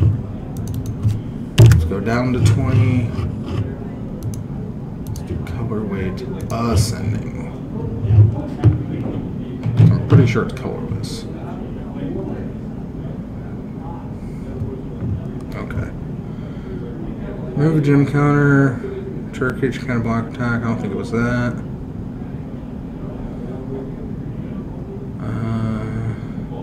Wow. X gym counter. So maybe it was a briber's purse. I don't know. I'm calling that it might have been a briber's purse. I mean, it is kind of a cool card, and nobody would expect it. And it does have a nice place in Tron. That's a briber's purse is out of Cons. It's an uncommon. It says its casting cost is X, and it comes to play with X gem counters on it. And one tap, remove a gem counter from it. Target creature can't attack or block this turn. It sounds like what was happening, so I would have to see the picture of that again. So looks like we've got a Springleaf Drum and an Opal and a Ratchet Bomb and a Blink Moth or Ink Moth. One of those. I think that's the Ink Moth. or the Blink Moth, the good one, or the non-infect one. But just in case.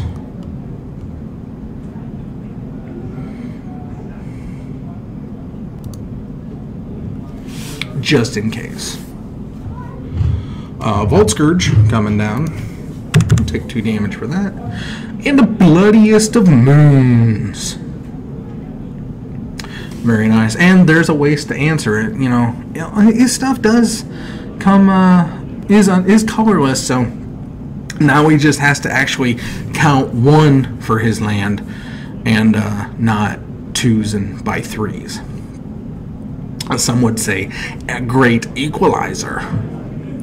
But Volk Scourge coming in for 1, 2, 3, 4, 5, 5.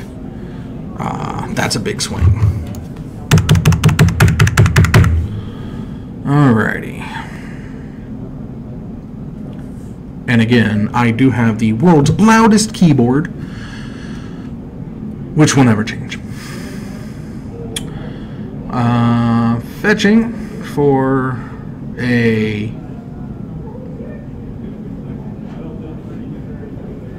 waste. I mean, Expedition map, I mean, just because it's gonna be under a blood moon doesn't mean that you can't get the Urzatron pieces. And with the Tron pieces out, then if you are able to get to an All Is Dust to get rid of the moon, you then have Tron on board. But I guess that's not me. Or you've got the Ratchet Bomb, which is going to tick up to 3. So I don't know. It's my own personal, and that's why, you know, I'm terrible at this game, because I make poor decisions like that. This is a person that definitely pilots this deck a lot, and he cares for it quite a bit. There's a Walking Ballista for 2, and he's just going to shoot down the Volt Scourge, so probably not a bad idea. Don't want any more life swing. There's the Ink Moth, or no, that's a Dark Steel Citadel. All of those lands do look alike to me, but that's okay.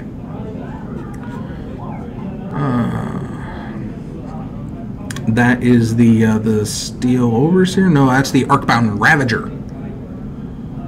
I think I remember that from last time. Yeah, that's the Ravager. And he's going to tap that for the Springleaf to play the Steel Overseer.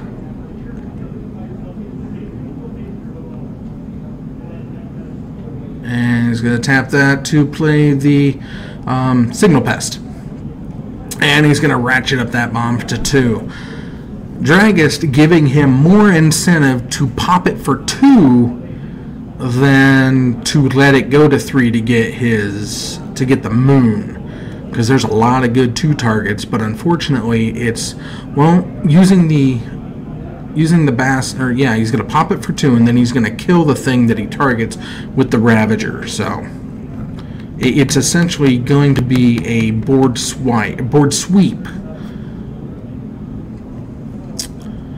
So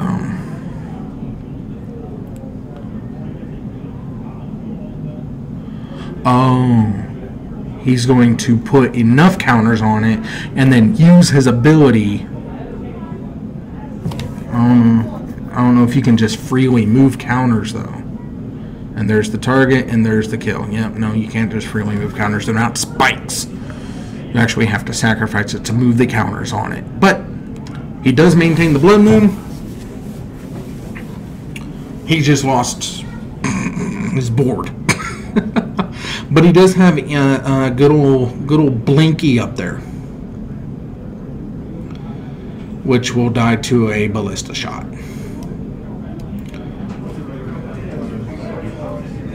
How'd you do?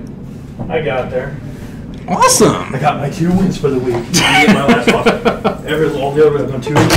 Time to go 2 and 2 again. This has actually turned out to be a very good match. Yeah, Blood Moon against Tron. Yeah. Well, not just Blood Moon against Tron. The first match, he actually had to work for the win, and it was a very hard-fought win. I recommend going back and watching it 5 or 6 times from different IPs, so we get that.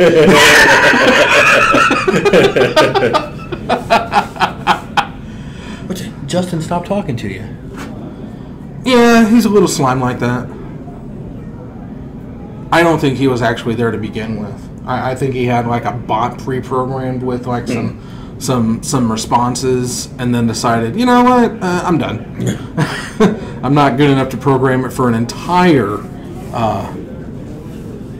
swinging in, getting in for 2. More than that, I guess. Let's say yes. The thought knot. Oh, the thought knot there. Okay, I didn't see the thought knot there.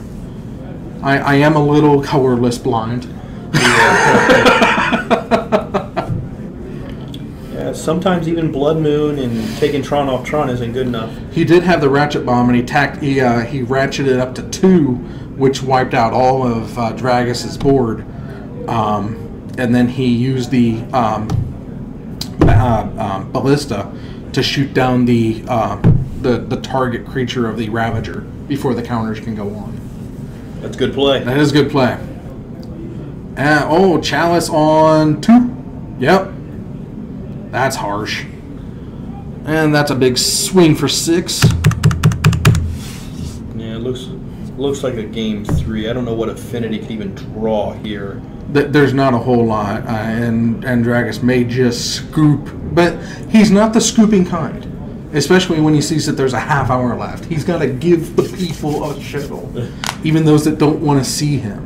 The guy say Galvanic Blast here would be a good draw since he could. Yep. Attempts to cast the Vault Scourge. The Vault Scourge, and it gets countered with the Is that Vault Scourge? Yeah. Oh yes, that's a little fight Rexian thing. Filling up that graveyard for any delve spells he might have. Who knows what's going through Dragus's mind? Maybe he has ensnaring bridges he might draw later, and he wants his hand to be empty. He doesn't have ensnaring bridges. No. His deck relies on attacking with larger creatures, so there's no ensnaring bridge to be had. Yeah, I don't know when Affinity would be on the defensive to that degree.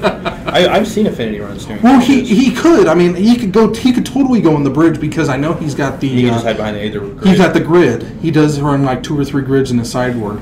There's another swing for. He just grew the ballista. He grew the ballista and he's double blocking. So nothing doing this turn. Galvanic Blast would be a pretty good draw. It would be, and that's how he won the last game. But no, looks like we're going to a game 3. Gary pulls out that win.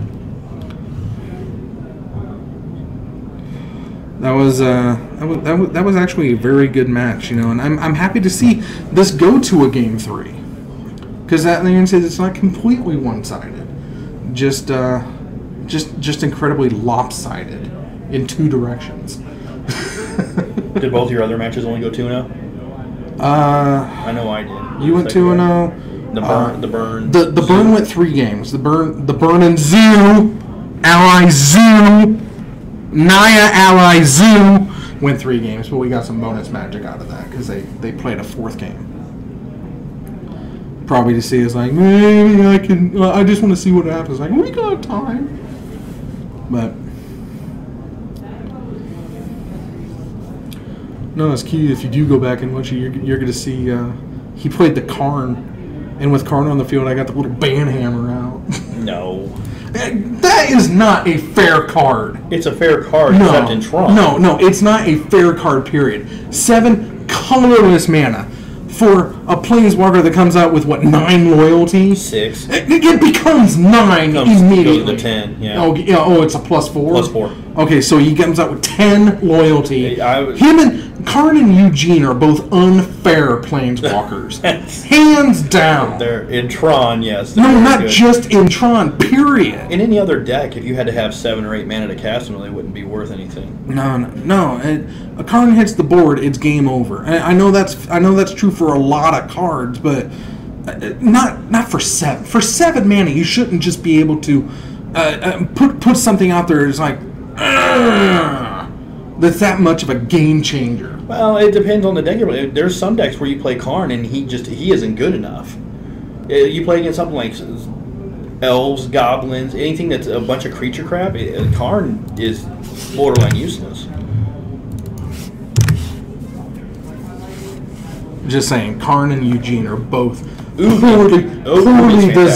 poorly designed planeswalkers.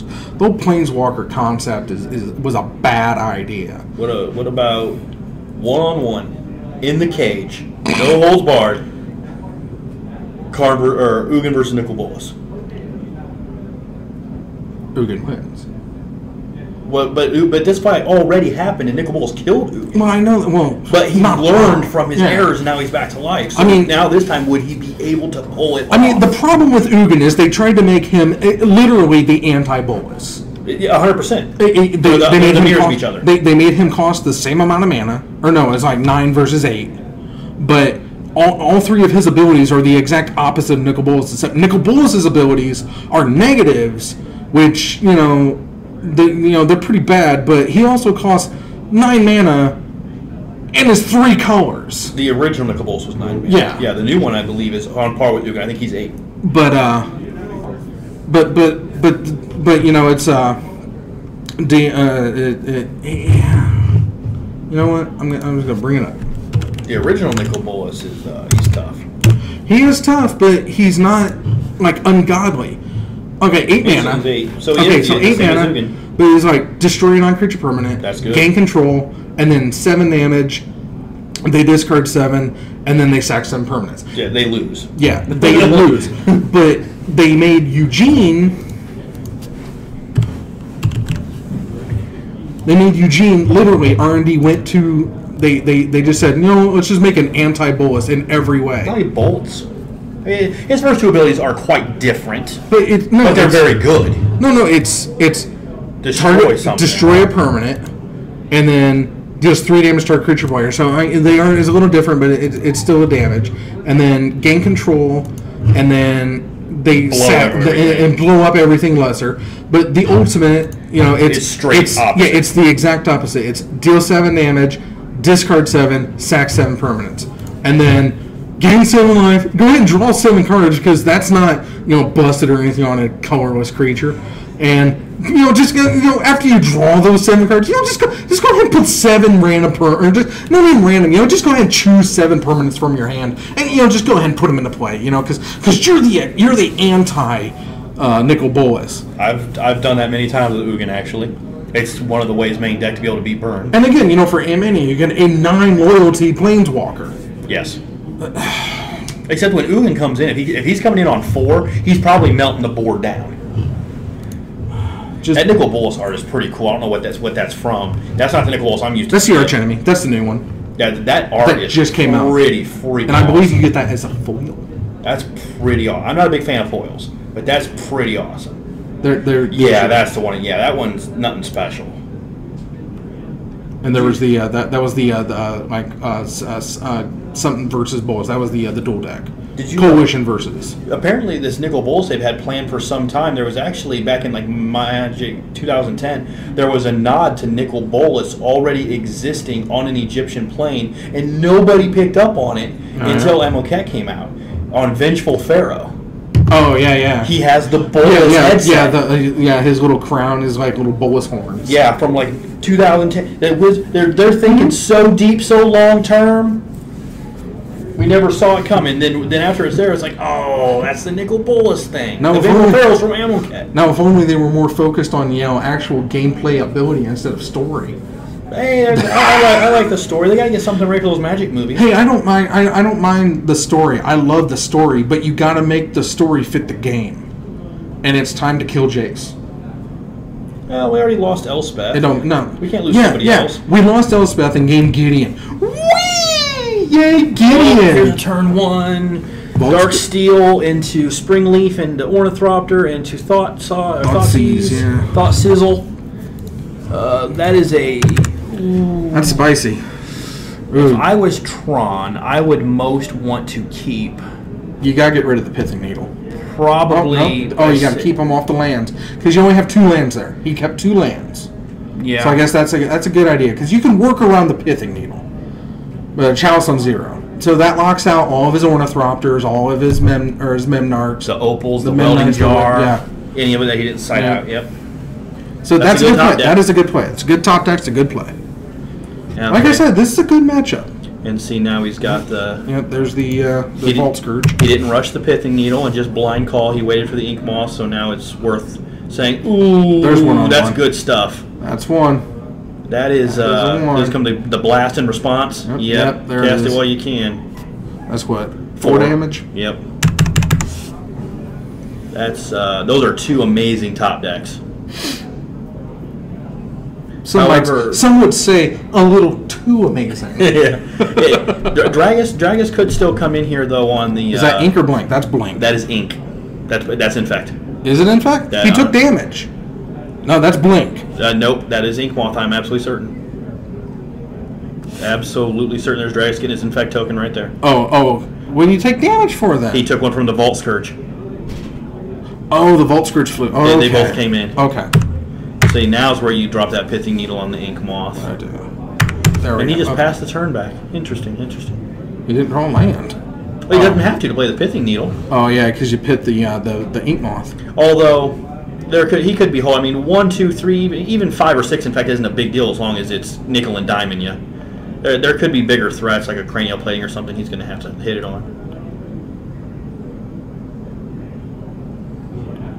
Where's my?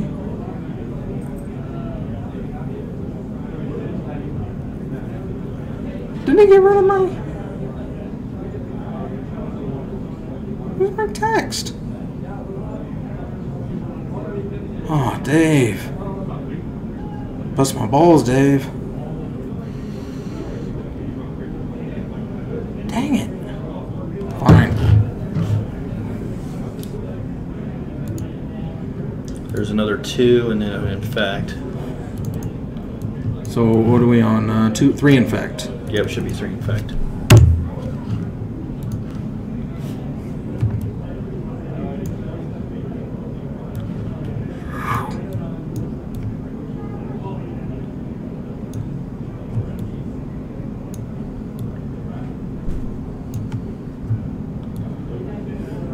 There we go. All right. He got a second Tron piece and a 3rd land finally. He dropped a Matter Reshaper. 3 damage. Yeah, he's down to 12. Long way. There we go. Some more Vault Scourge, so 4 down. back to 20 and down to 10. I'm assuming those are Vault Scourges. Yeah, they look like it. I thought Dragus would have gained 2 there. I don't know if he just forgot or what.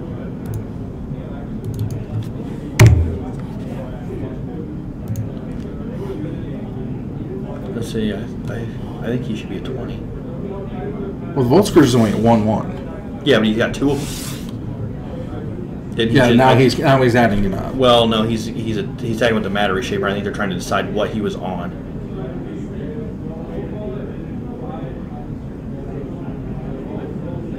I think after Dragus attacks, yeah, I would agree that Dragus is a 20. Okay. He's still just holding that pithing needle. I don't know what else is in hand, but if he rips a cranial plating, he's dead. Right. But he does have several cards in hand that I don't know what they are. So How he did could you get have, this Ornithopter down? He played it turn 1 because he played with the spring leaf drum. I missed that. I thought that was an opal.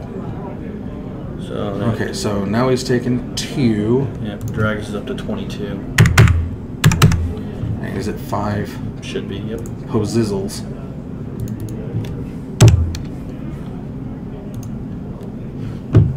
Comes a Thought Knot. Oh, nope, what is it, Now Ballista? The Walking Ballista on 2. Yeah. It's not probably why holding the pithing needle. He must do that Ballista was on 2 so he can shoot the ink moth Right. and still grow. And there it is. Taking 3 on Dragust. Yep.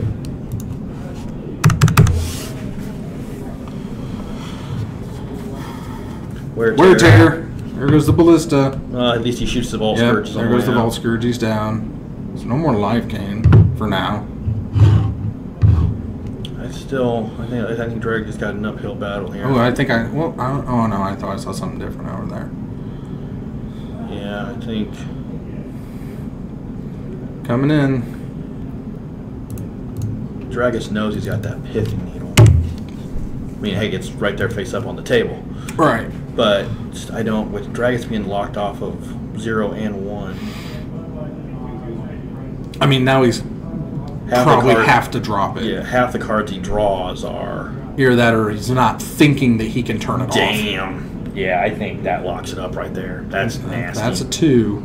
Yeah, so pretty much all Dragons able to play, if he even has them here, are Masters of Ethereum, Edge Champions.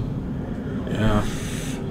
Swing for 3. Yeah, I mean, he can still always win with Ink Moth Nexus or Blink Moth Nexus. Right. But he's not going to be able to do that before he's able to just beat to death with Mad Reshapers. Here comes Inky.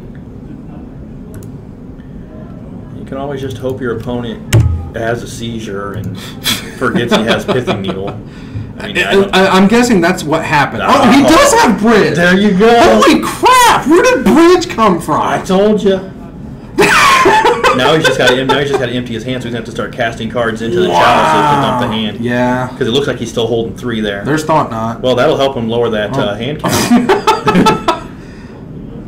Yeah. So, looks like next turn... Yeah, he can't cast that, so you might as well take a Blood Moon. Looks like next turn a Blood Moon's coming down. Oh, no, because his... Because he still has Inky. His win condition is the Blink. Yeah. Inky. Ink Moth, yeah, Ink Moth. Up to 8. And, you know, this guy's not, you know, a spring chicken when it comes to playing the game. He knows he's got 10 poison to do something. Yeah, and at this point he knows. And I guess he could have earlier. He knows he can't. Yeah, now he can't cast cranial plating or anything to boost it at this point. Yeah, so well, that's not true. If he has Master of Ethereum, well, there's Mox Opal get countered. Yeah, it gets countered because he can miss the Chalice trigger and allow it into play. And that's probably why he's thinking about it. No, he just is getting cards out of his hand first. That's snaring Bridge. I know that. Okay, so he's up to 9 poison. And now he had. Yeah, now he has to play the Pithing Needle. He has no choice unless he's just going to willingly die.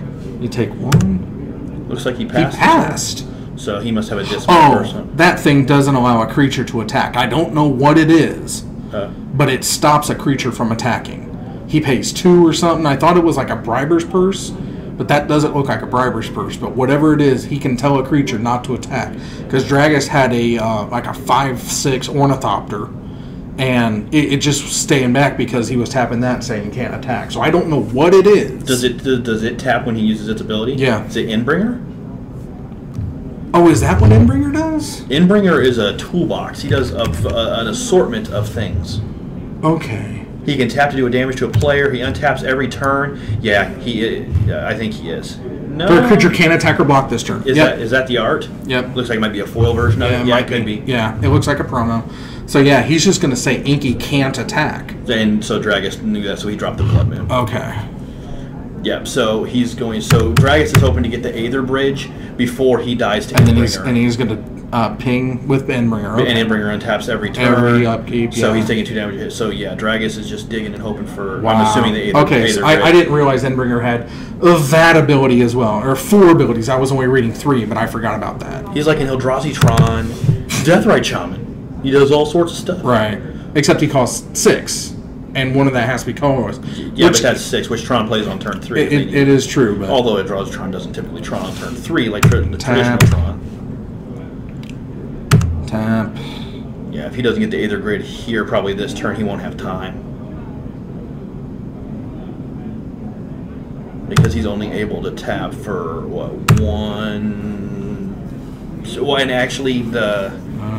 and the grid's not... He doesn't have enough artifacts to kill it. Yeah. 2, 3... Yeah, he doesn't have enough to kill it. Yeah, he doesn't have enough time left. And this is it. This is game. This is it right here. Tap. And tap. Yeah. Wow. Tron. God, such a...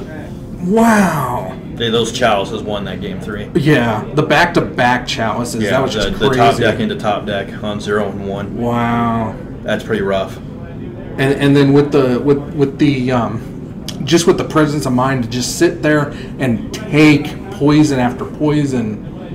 and holding the needle for something bigger. Still never used it the whole Never game. cast it. My guess would be maybe holding it for that Aether Grid. It's possible. That's possible too. Wow. That's crazy go nuts. Wow. I don't like Chalice. It's mean. That's why I don't like playing against Eldrazi. It's mean. Wow. That was fantastic games. And my timer stopped. Why does my timer stop? It does it all the time. I know it does it all the time, and I don't know why. Stupid. I say we shouldn't be too far off from end of round. Yeah, and this is round 4. We don't do 5 rounds. This is round 3. I thought this was 4. This is round 3. Oh. Because I lost on camera and then won 1. Huh. And with having 21, 22 people, yeah, it should be a 4. This night is just flying by then. Or it's not flying by, that's the problem. Got too many Grindy McGrindersons out there. I thought I saw 4 matches. I thought I had 3 on. We probably aren't far off from round 4. Yeah, it's got to be coming up just around the corner. But hey, everybody, we saw Dragus lose, but we also saw Tron win. So it's a win-lose situation. But I still feel good after watching that match. That was just an incredible slobber knocker. But yeah, we're gonna find out what's going on in the final round, and we'll be back when we're back. Shouldn't be too long. Love y'alls.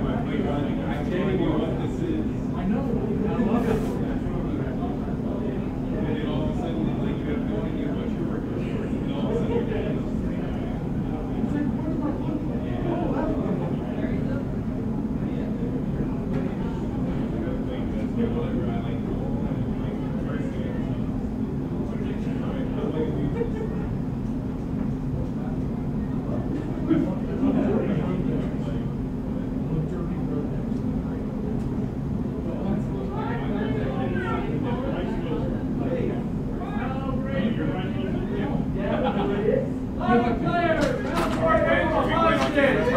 the final round.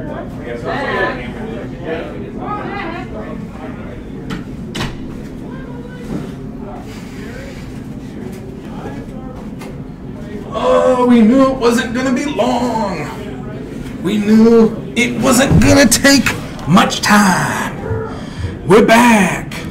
We're back for the final round. It's all going down. We've got player 1,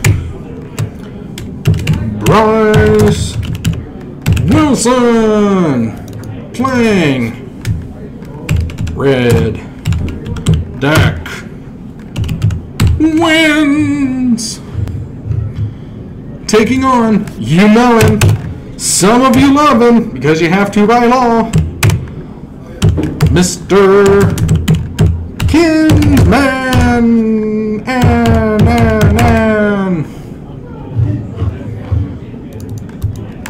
playing his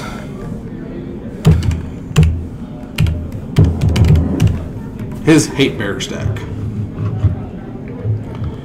This should be good. I say that about a lot of things, and they very rarely come true. But we do have Red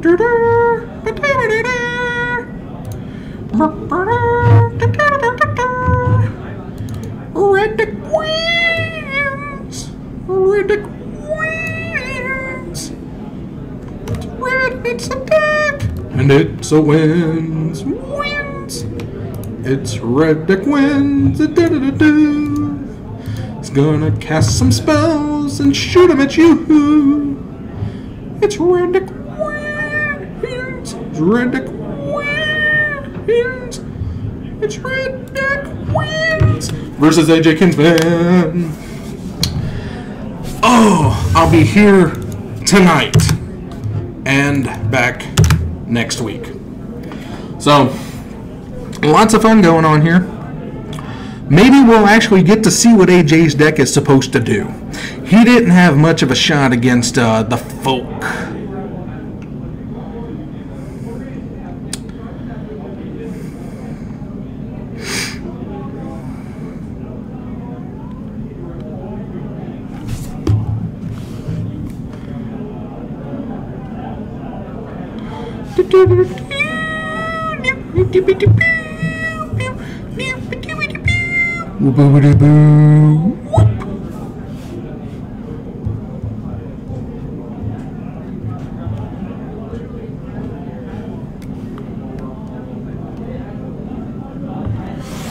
Okay.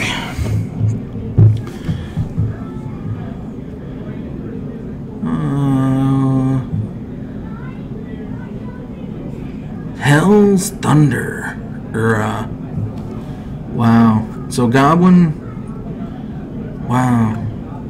Wow. That's a big swing already.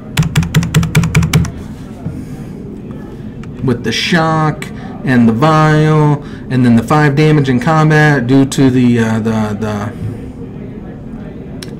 goblin and the elemental. Rough. And that thing's got to unearth. Is it coming back? Where's the unearth? Oh, you giving him more lands? That's trouble. Taking 2.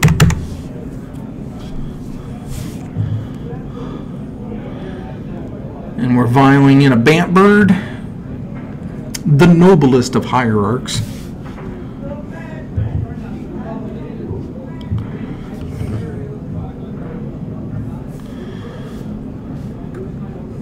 Now what do we got?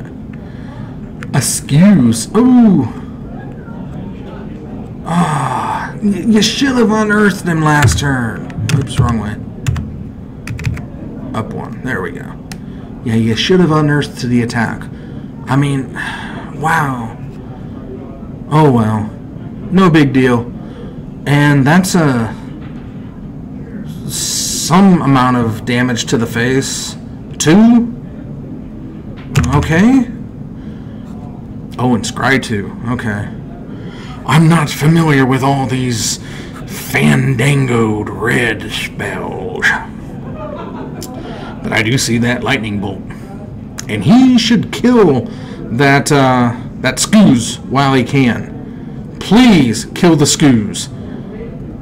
For the love of God, kill the Scoos. Thank you. Landfall. 3 to it, 3 to you. No counters.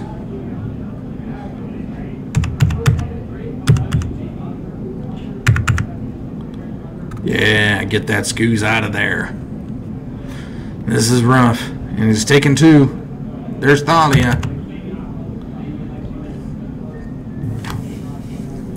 It's not looking good for our hero. 3 to the face. At sorcery speeds. That bolt in his hand, that's win. AJ's got to do something now. Cast Thalia. I mean, make the bolt cost 2, but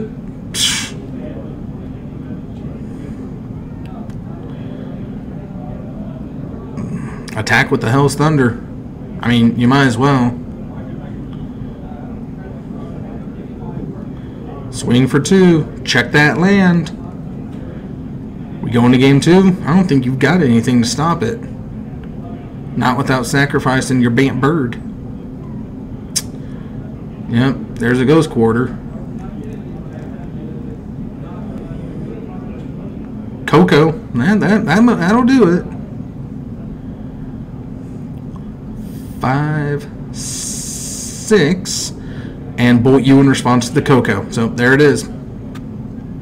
Game 2. Wow. Red deck wins indeed. Wow. But AJ is playing white. And if it's anything white knows, it's how to stop red. If he's not playing ley lines, what are you playing white for? No, I think this is going to be good.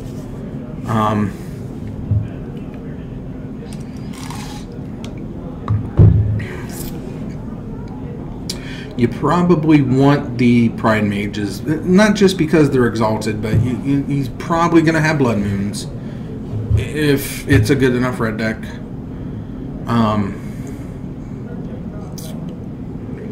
Gosh, what do you take out? Yeah, there wasn't a whole lot of deck searching going on. So the Arbiters, I can see the Arbiters coming out.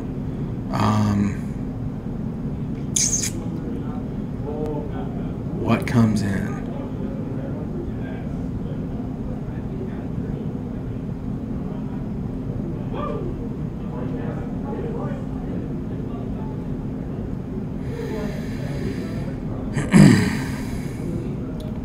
So it looks like 2 in, 2 out for Hate Bears.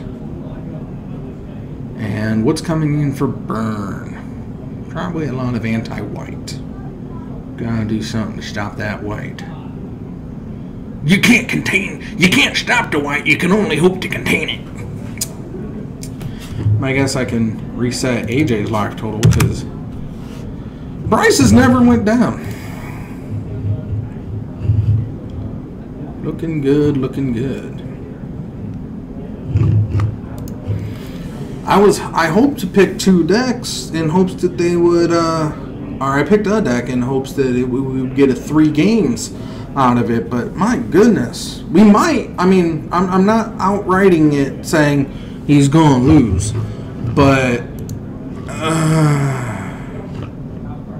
not feeling all the love. Yeah, completely.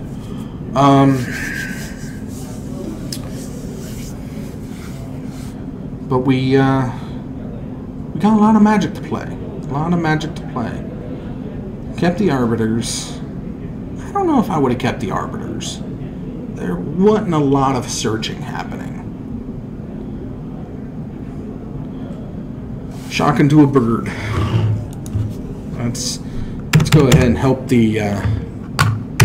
Let's go ahead and help Burn. Vexing Devil.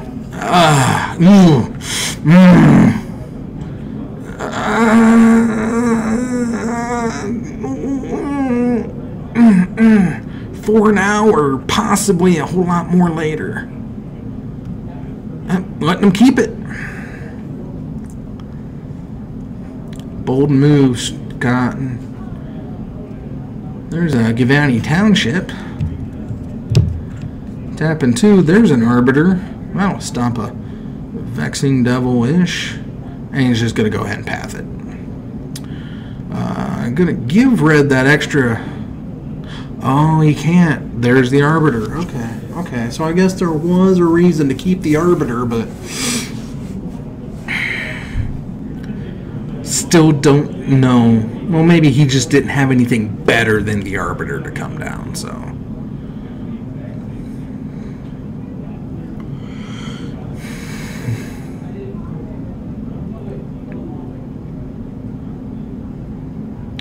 And we're going to go ahead and just burn the bird down. And to Mr. Keen's man.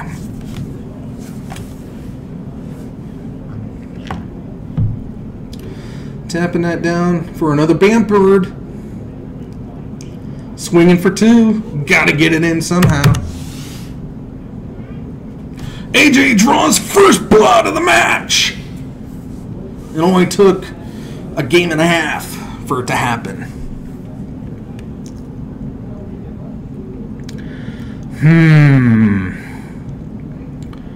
And there's a Goblin Guide. Reveals a path. Taken 2.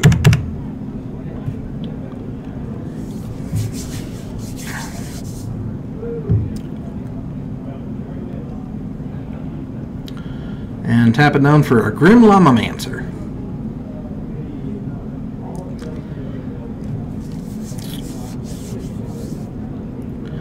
And he's going to swing into that Llamamancer. And he's going to just gladly take 2. And we're going to go ahead and pat the Llamamancer. And there's not enough mana to fetch it out, so it's a Swords to Plowshare without live. Or a path without card. It's rough when you are playing mono red and all of your lands are probably islands or probably mountains. And the big swing. Goblin reveals a Ghost Quarter, which was a good pull. And we're going to go ahead and pat that guy. So, not enough mana. And he's going to take 2 off of the Goblin. Can't search. Fortunately, there is going to be 2 more paths. Or, fortunately, there's only 1 more path in the deck if he kept it all. And swinging in for 2. I am pulling for AJ. 1, because I want to see a game 3. And 2, he is playing white. And, of course, that does sway my decisions on who to like. That is a Core Firewalker. And he's going to go ahead and Coco to probably put that Firewalker right into play and attack and block up that Goblin. I would. There's 1 Firewalker. And what else is going to come down? Ewit. Getting Coco back. Good plays. And he's going to block that Goblin with his Pro Red. Again, like our conversation that went earlier, if Leyline of Punishment were in play, that Firewalker would be dead right now. He's got the 4th mana. And he's going to go ahead and cast... Got that Corgi Firewalker.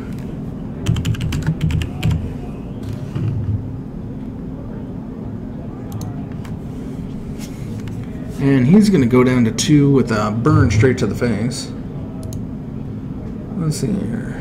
Plays a red spell, you gain a life. Yep, so he's going to go down. So he took 3, but he gained 1. So a net of 2 loss.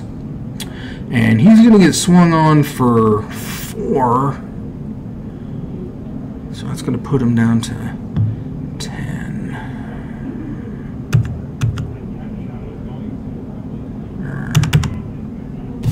Oh, hang on.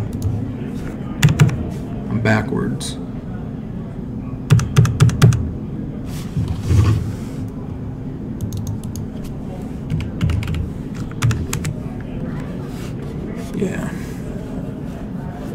And he's going to take a damage from something. What happened? Oh, looks like a... I don't know. I looked away for half a second. And there's Ball Lightning. He's going to gain a life. 4... And he's going to double block it. And it's going to kill. He's going to trample over and take 1, 2, 3. So 2.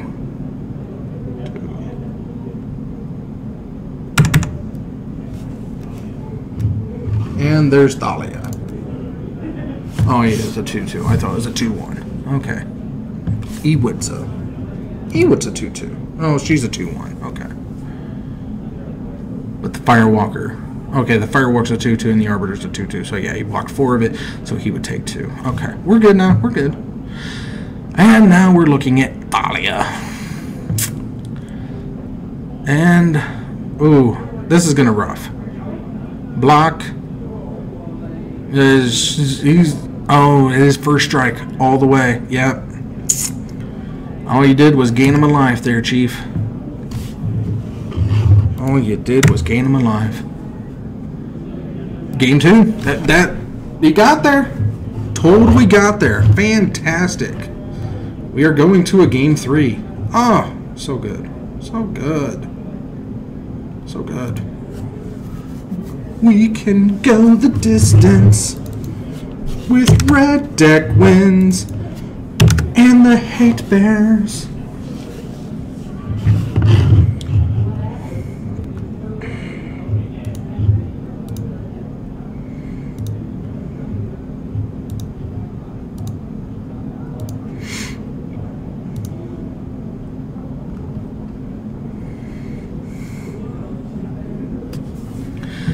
Now let's see what kind of shenanigans we can get into in a game 3. That core Firewalker is definitely a good mitigator for burn. I mean, that's why White does play him specifically against the burn matchup.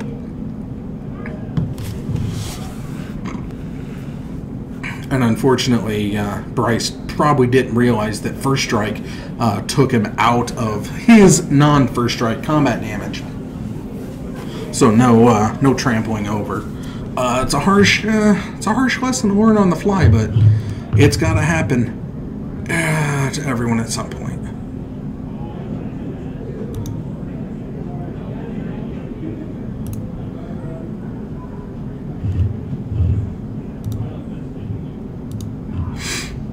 All right, I see a Coco. I don't see any colored mana unless that's a Plains, it looks like. Do you keep it? I mean, that's a Bant Bird. Yeah. Yeah, I think you don't have to, but it does help.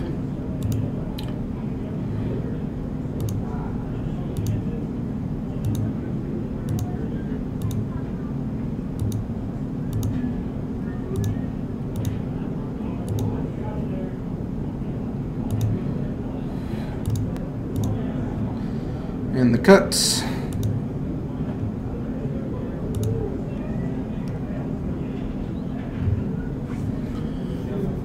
And the play. Are you keeping? What do we got?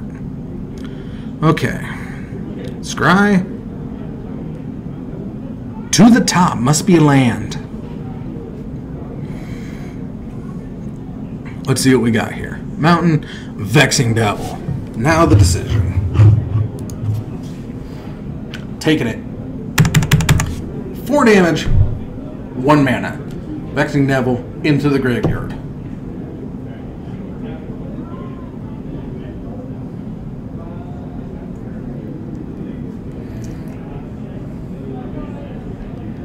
And Goblin Guide. Show that mana. Got it. Taking 2. We've, what was that? Brushland. Oh. Ouchies! But you got the core Firewalker down. So now we got absolute mitigation right off. Turn 2. Ugh.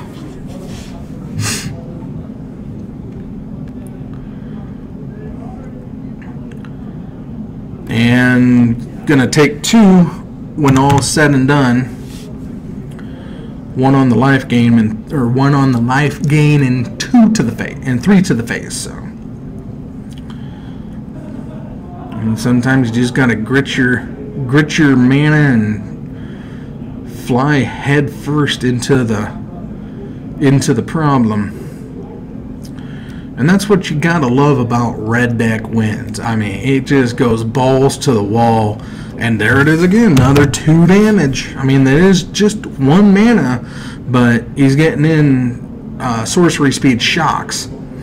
And here comes a Coco. 5, 6. Probably a Pride Mage. Maybe. There's a Scoos and a Pride Mage. Yep, just in case.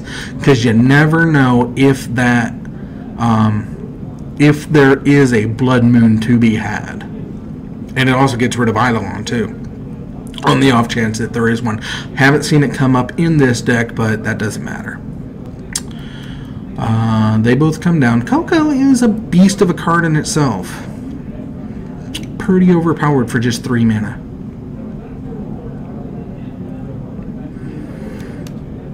Maybe it shouldn't search the top 6. Get in for 3 or 4. I can see looking at the top 4 or maybe 5, but 6 is a lot. 5 is a lot to put him into play. You should only look at the top 4 if you're going to get 2, 5 if you get 1. Coco, man, why? Let's see here. You cast 2 goblin spells.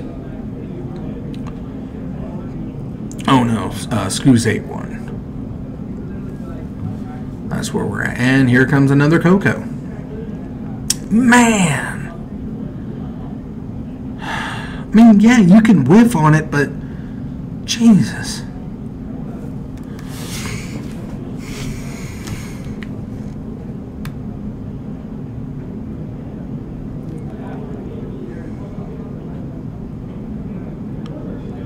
I mean, at least Cord costs 3 and X.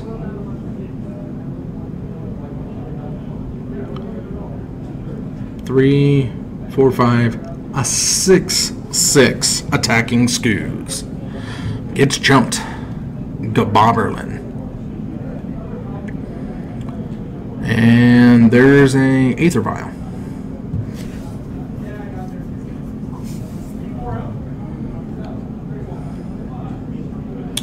There's a Ewit to get back the Coco.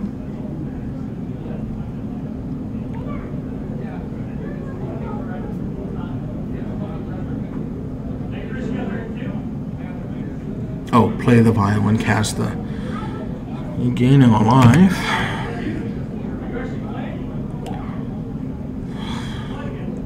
Wow. Talk about ballsy. Well, reveal the top land. And they're swapping. And all you lost was an Ewit. Whew.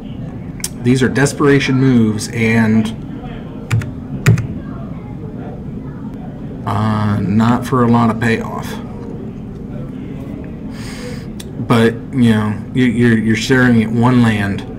That's just rough.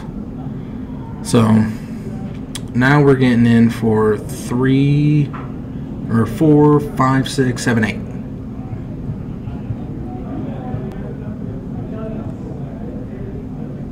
Unless that's a 3, that's 5, 6, 7, 8, 9. So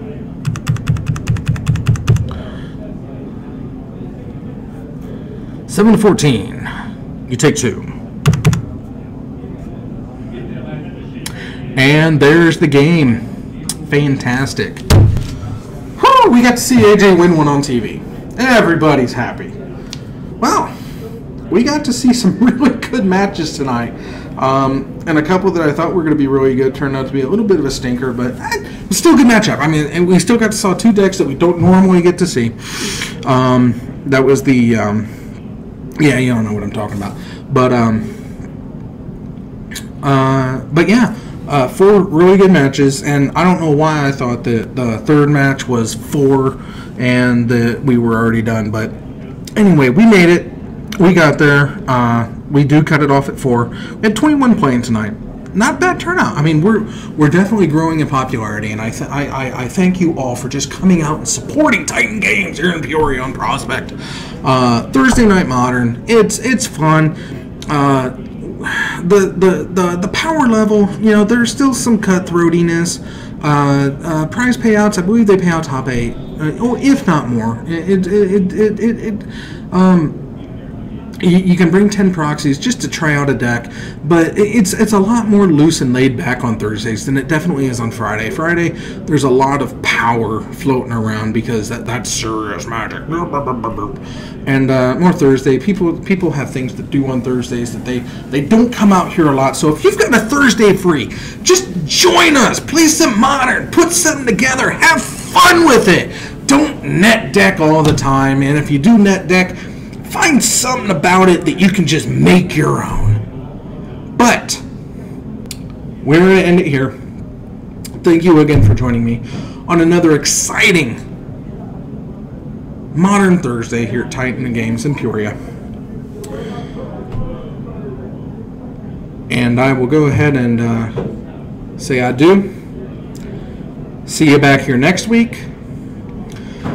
And remember, however you choose to live your life, I approve. Have a good night.